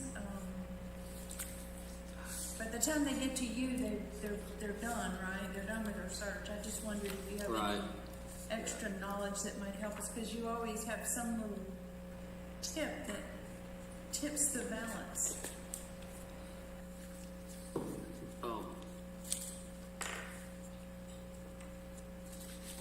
I had my own workaround there that I was using, but it doesn't work when I'm talking. No, I mean, in my line of work, I would, like you said, I would encounter. I mean, we're not talking with people at that phase of thing. I mean, my opinion again, I think it's will be reflected in my vote is kind of what Todd said, is that if there's not a downside, if that's something that the city can use for zoning as an option, I'll probably vote for it. But again, that's just my opinion. Okay. There are very few duplexes have been built in Clemson in recent times. The only ones I can think of that were very popular, I guess, in the late 60s and early 70s out on Dove Circle. And there's a few others scattered around town. But I think it was more of a 1960s, 1970s event. I haven't seen any recent action with duplexes. It seems like passe as far as choices for folks. And I'm thinking that all the ones that I'm aware of, they're all rental units. Well, I will say, to an earlier question, I can't imagine anybody purchasing a duplex unless they're going to live in half of it and then rent the other half. But that's just my opinion. I mean, you wouldn't buy it and live in both sides. Unless you remodel it Well, to make it a single house. Right. Exactly. We know we have a mutual friend doing that very thing. That's true. That's true. Or put your kids next door. Well, she'll redo it. It won't be the same place. properties. Okay. I think we're just kind of stuck. So I would support RM1A if it were only the single family homes before Townhomes out? the family homes out, because that's a significant increase in density. Okay. About, what, 40% increase in density. I will say, I mean, in my experience with talking to, just over the years, developers and builders, sometimes higher density decreases cost. So that's not necessarily, depending on what you're looking for. To the developer? Yeah, well, just in construction cost. Okay, I get you. Higher density, can bring down the cost. Because it's smaller? Well, because you're going to have more units in the lot. Okay. So their construction costs. I mean, if you're trying to build one, spread it over 10 or 5 right, instead exactly. of 1. Right. You're reducing your property cost. Do what? You're reducing your property cost per unit. Right. Sure. Which in some areas is significant, others maybe not so much. I got a question for Todd. I guess we talked about this, a couple of months ago, and we tabled it. And I guess it was discussed as being another item for our toolkit, whether we use it or not, we're not even sure we're going to use it. But it was requested, I know, at the last city council meeting that we revisit this. Is there a specific reason for that? Because when we talked about it before, we just didn't find any applicability in recent going forward. I guess back in the earlier meetings a couple of months ago. So I just wondering what's driving it to be asked for at this point. I can't say with certainty, other than when council first asked the planning commission to consider this option, that it wasn't tabled, but y'all took no action.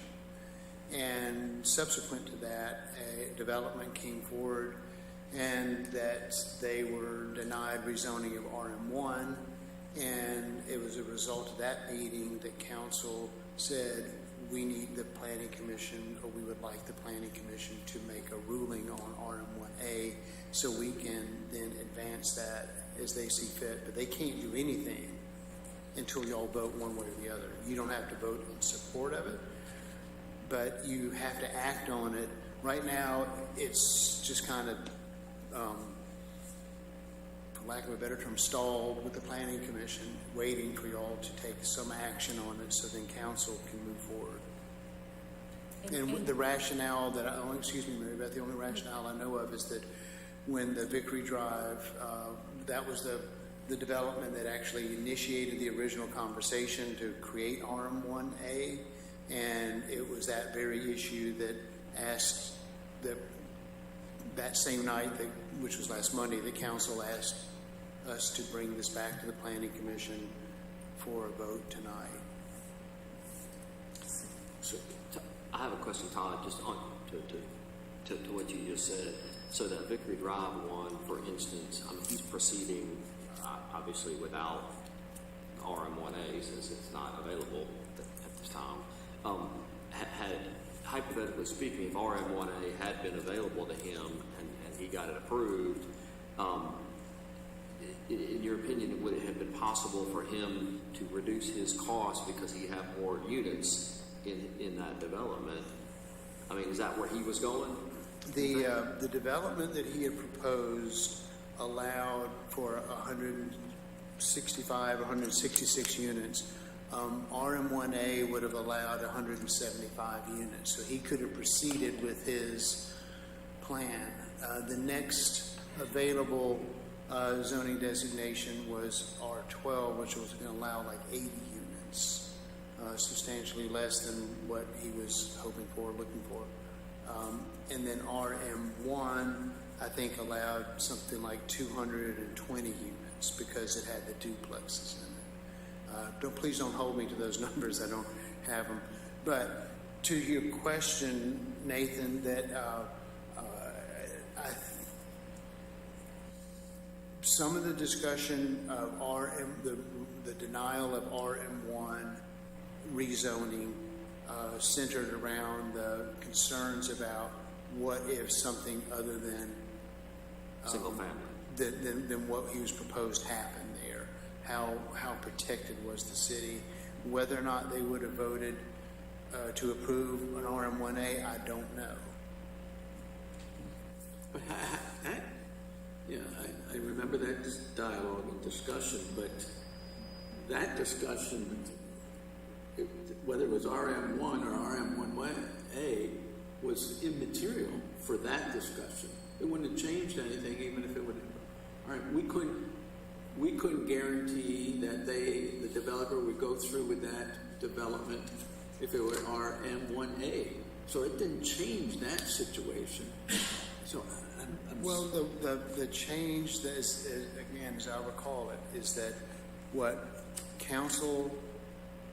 was said by a member of council was, I wish we had an RM1 designation that didn't include duplexes, hence RM1A. And it's a lower density and a different type of product was sort of driving it. But yeah. So in other words, it's lower density than RM1. No, it's the same. Right? The 10 patio homes per acre is the same. If you could look up the density, if you have access to the internet. But either way, y'all can vote it and say we don't want, we disapprove of it, or we approve of it without patio homes, as a suggestion. You know I think it's up to y'all, but I think council just was hoping for a vote. Okay. Well, I think we can get there. We just need a motion and a second so we can start the discussion, and then it either dies and we move on to another motion, just so we can. I think it would be good because we are advisors. They've asked us to do this, or we say no.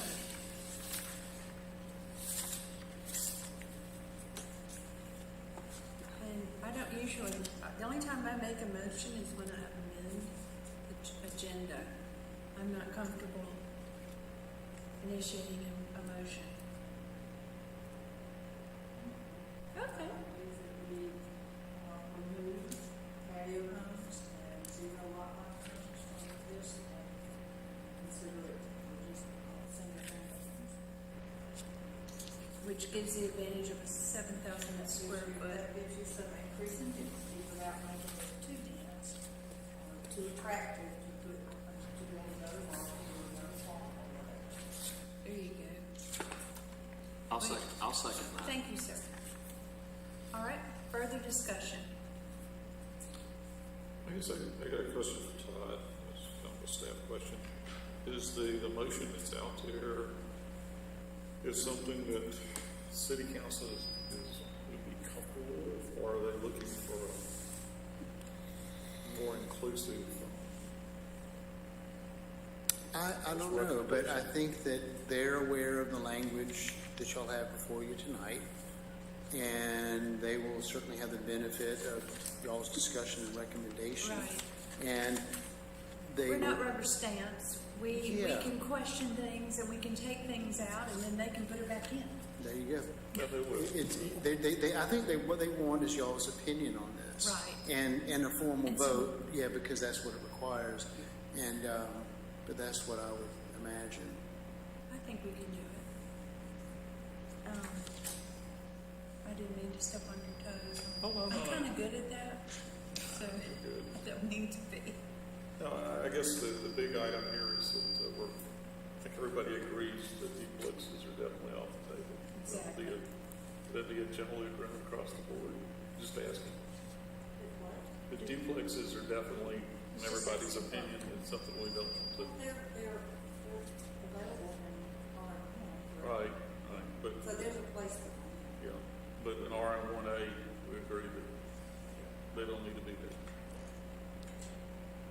All right, so we've got a motion and a second. Any further discussion? All right.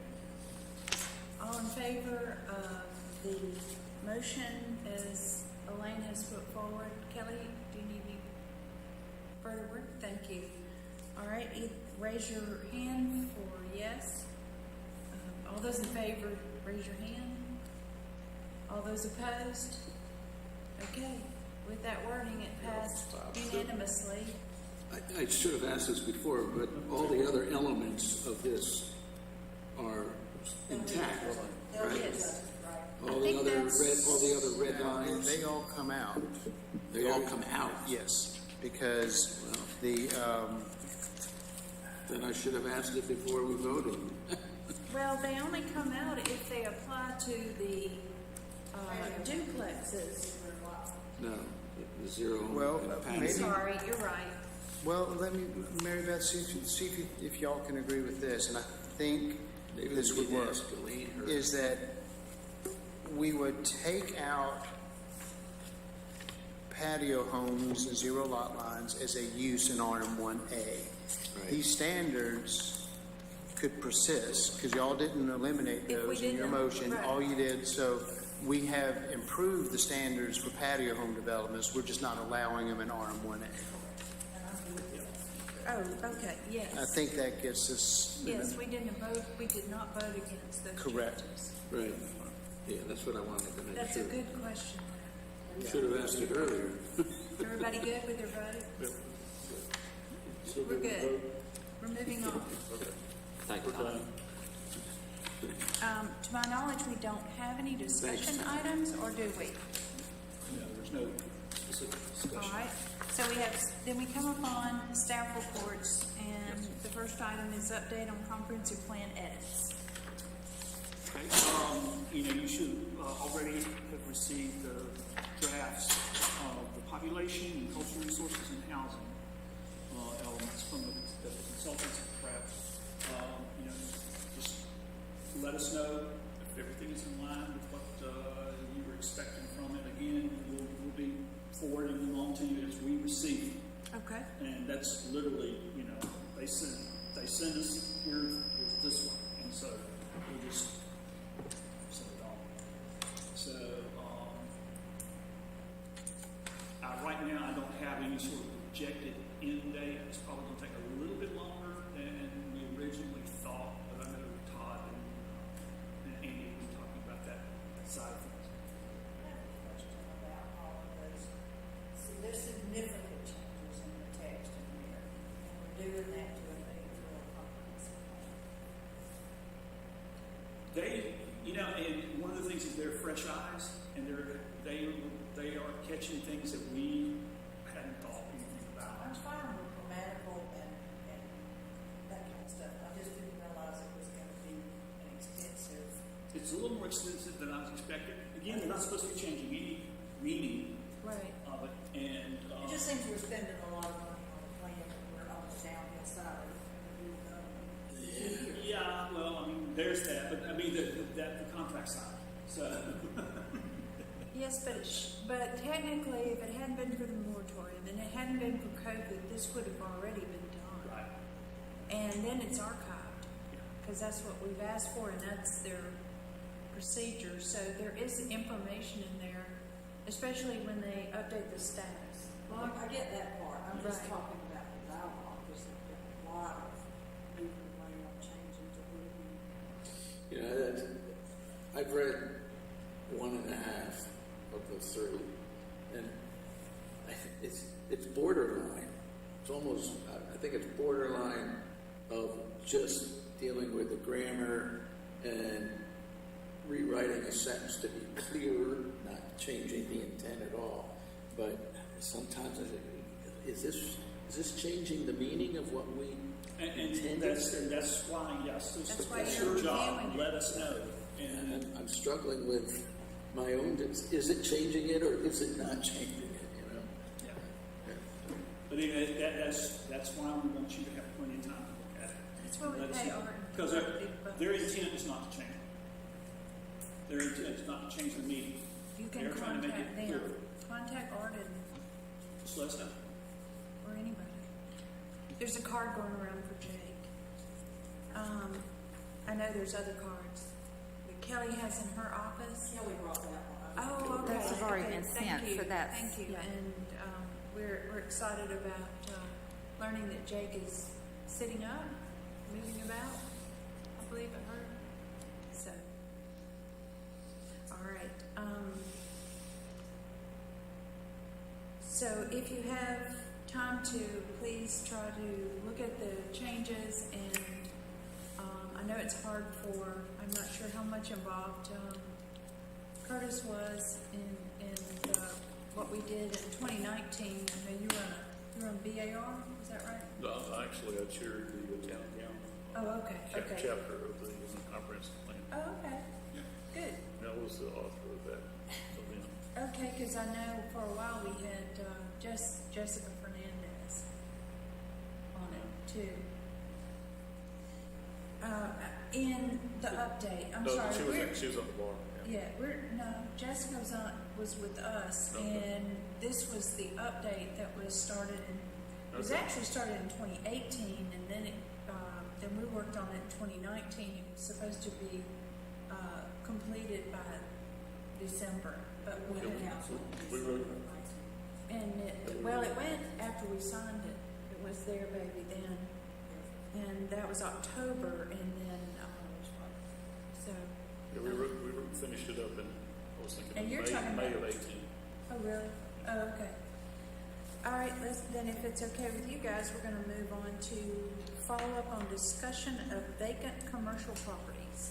Yeah, and we went back and kind of touched on it again in the office, and that the idea from Curtis was one that we had talked about it, and we kind of expanded on maybe developing some sort of standard that we could bring forward that would require a little more build-out shelf space. Yeah, the infrastructure, major electrical, mechanical type things. Yeah, so we'll- They don't want to put that in because it costs money. Yeah. So we can start working on some language for that and bring it forward in the near future. Yeah, and I think some of the later developments that we saw through the bar seem to be more receptive to try to build out their commercial, but that is yet to be seen whether that actually comes to fruition or not. But that was discussed rather extensively with the last few items that went through the bar. So we're hopeful that they took the memo and took the hint. Let's see what we get. Of course, building materials are now out the roof, so I don't know what that means. 24%. Not slowing it down. So, all right, can we move on then? And so you're going to present something to us? No, yes? Did you say? Yeah, I can't It's say on- it'd be ready for the next meeting. It just depends on everything Okay. going on. In the near future, we'll Near develop some future. language because we want to explore it ourselves. Would you provide us with that list of zoning changes that we're going to address, like, after the meetings all last year? Oh, the list. Yeah, we'll get that. We will dig that out and see. Some things are done, and then some things it's yeah. We'll update it. We'll do these 5 this month. We'll have to update it and see where we're at when we work there. Okay. Yeah, no 10 changes at one time. I don't know, maybe we should, swallow the whole. I just know one time we had a bunch of changes and there were about 12 and it was very difficult to keep up with them. That's been, you may have sat in on the meetings over a while. It was all right. End of special meeting rules.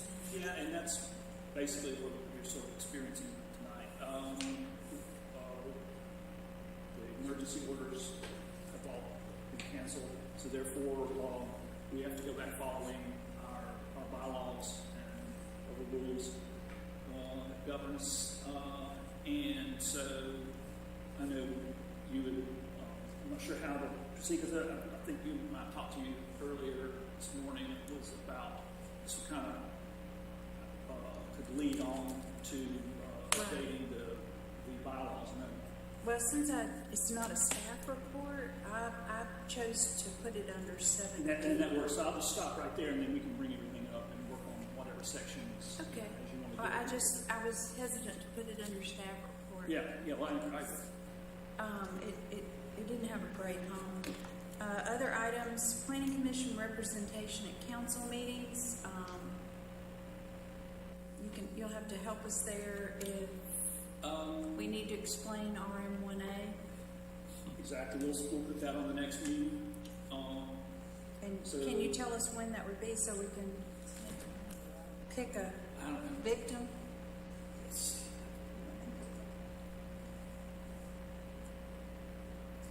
Go to the next council meeting. The next council meeting, the date.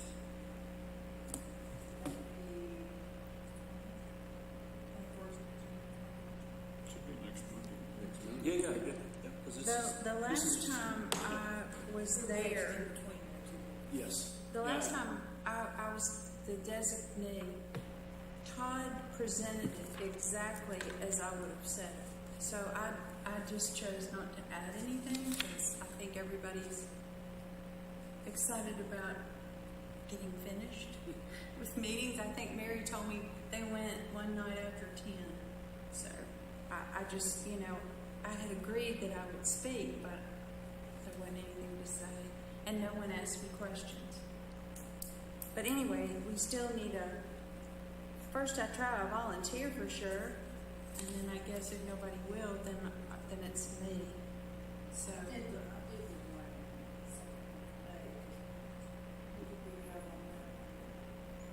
gosh, I've been on vacation. Okay. All right, anybody available June 21st? Now, if we have no volunteers, I'll be there. Think. Make sure.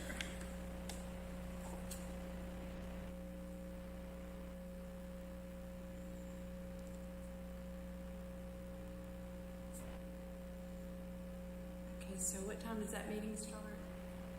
Council is 6:30.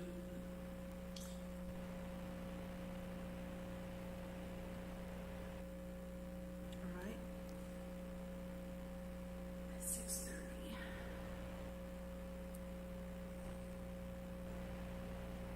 Or if anybody decides they want that spot, let me know.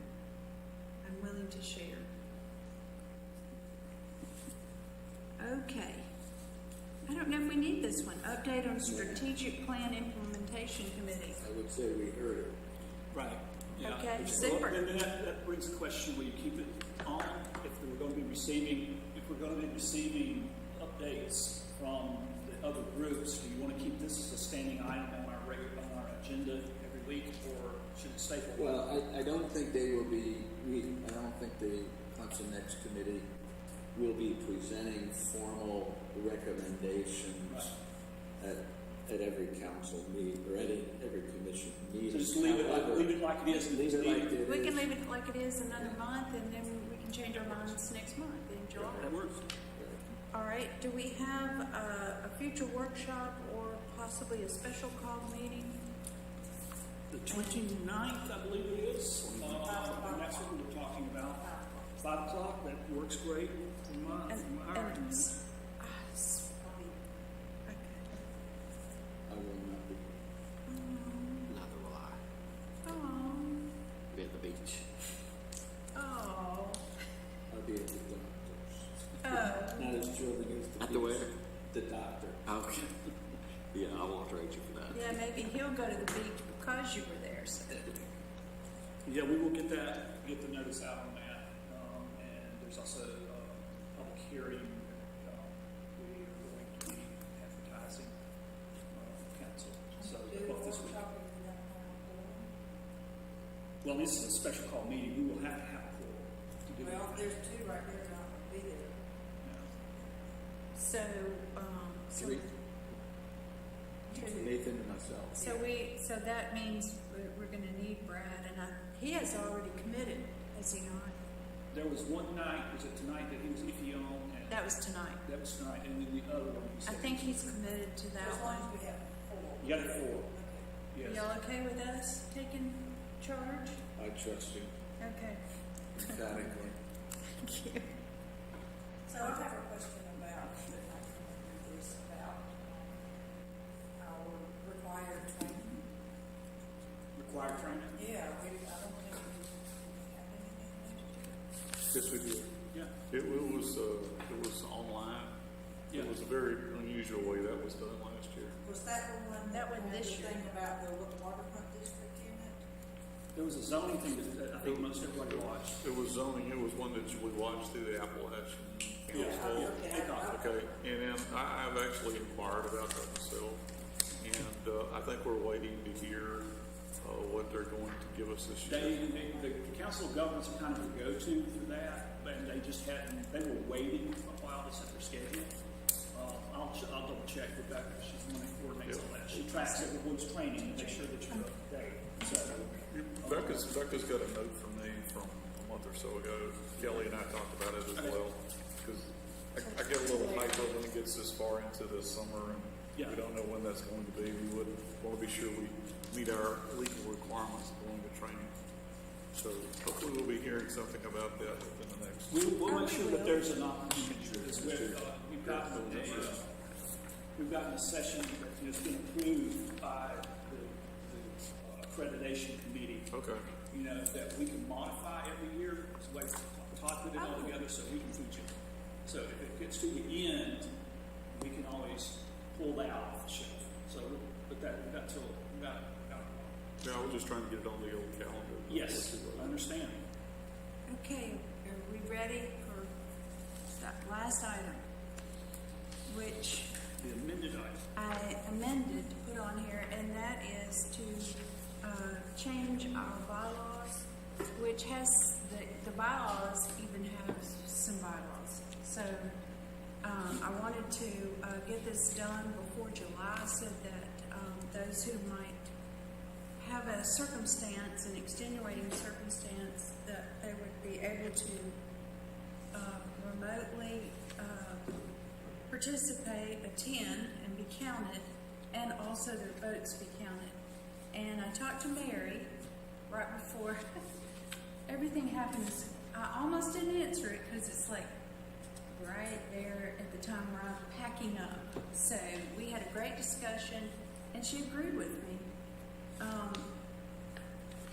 The city council changed their voting attendance, as you can see on this email. And if you will look through, I sent this to you earlier, and all these are, when they mention this under B, it says the last phrase is provided that all of the following conditions are met. And there is I gotta find it. There's a requirement. It's under, if anybody cares, it's under 2-49.1. And it's that all commissions and boards are required to update their rules for procedures to coincide with those of the city council. So I felt Where was like that, Mary? Where'd you find that? this is what Mary told me, because I don't have this. But this is okay. What my thoughts were is that these are we have bylaws. I've been in groups that didn't follow their bylaws, which I don't think is a good idea. And so in this case, our bylaws require us to have verbiage for a bylaw change. I call them bylaws. They're rules for procedure. But anyway, when you have a change like that, we require 10 days because the city had required and still does in-person attendance. They do have this ability. See, it says a council member must be present in person or electronically in accordance with the provisions and requirements of this section to cast his or her vote.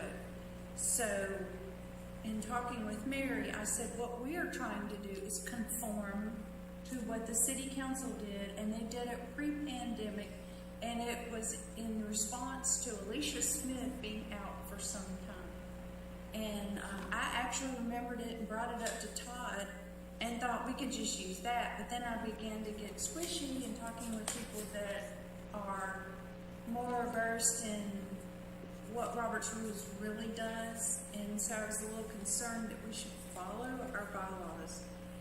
So we have two members that knew they could not vote tonight. They could participate by calling in because they're residents, but they weren't able to attend our meeting. But I would like to have this changed so that it will be in effect by July, and that will conform to what we're supposed to do, which is to adjust our bylaws to suit those of council. But I felt like it was something that needs to be discussed because I believe in in-person attendance is our first obligation as much as possible, and to participate with the public that we can all hear. But regardless, we now have an option if there is a certain circumstance, and so I was thinking we could, except where it says council members, we could put, thank you, planning commissioners. And now, if you notice under B, it says the presiding officer is physically present at the meeting. We have two officers, which means in order to have a remote attendance with somebody, one of us has to be here, period. So that's Brad or I. So, and I'm committed to always being here. I think one year, I think one time my brother-in-law died, and another time I went to my something-year reunion of high school. It might have been a lot of years. So, anyway, so if you'll read through quickly and allow, if we can vote to, I don't think we need to vote though, because we can't amend it tonight, but we can ask Planning and Codes to come up with appropriate verbiage, and they'll have the ear of Mary, I'm sure, to make sure that, because they, I imagine that all the committees or boards or other whatever are going to do a similar thing. I would expect. And also, we were talking about doing that special meeting and trying to get this done.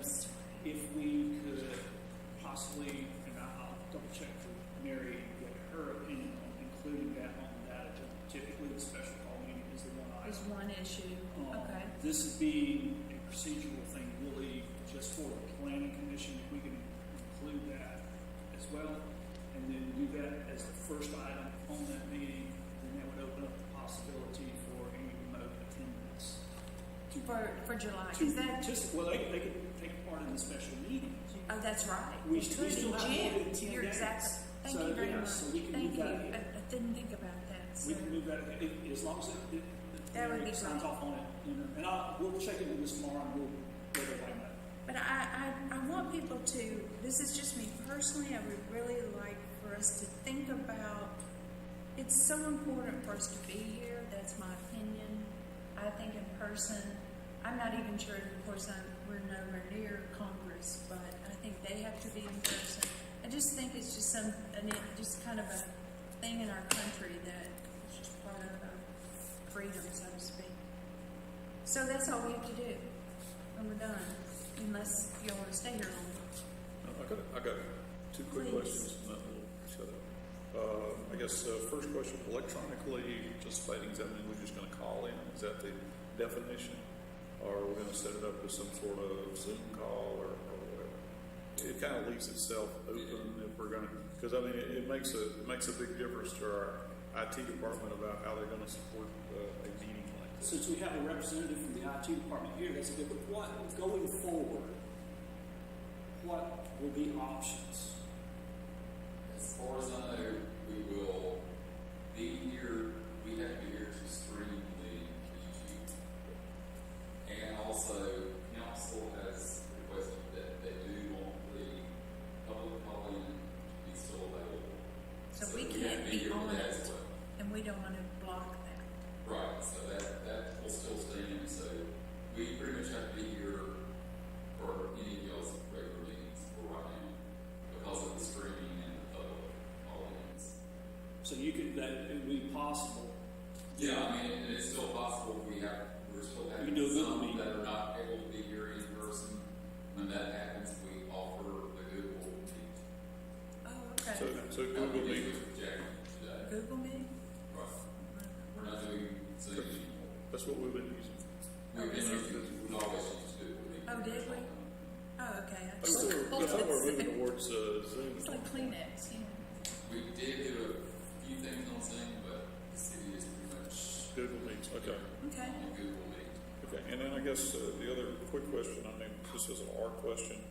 It talks about the attendance piece down here, and it talks about absent more than 3 times in a calendar year. I think we need to be specific about that's the official planning commission meeting and not be construed to be the workshops. 'Cause, Okay. we need Specify we need to that- specify that that's for the official meeting, because I think that might. Okay. I'm guessing we've got some folks that can't make the workshops and we start combining it and it gets over. That's fine. We've never had a problem. We had a problem when I first came in 2012. There was somebody that I never saw. So that's why we had the attendance policy for the first time in Yeah. January of 2013. Yeah, I think all the commissions have an attendance policy. I think we had for We for didn't BAR, it was 2 a year. Yeah. So actually a little more restricted than this. But it would just to be sure that we're clear that that's doesn't. Is that what you include want? You don't Yeah. want it to include any? I don't think Maybe- we want it to include Okay. planning, but We didn't. We never have. just the official meetings is the one you need Right. to focus on, not the other.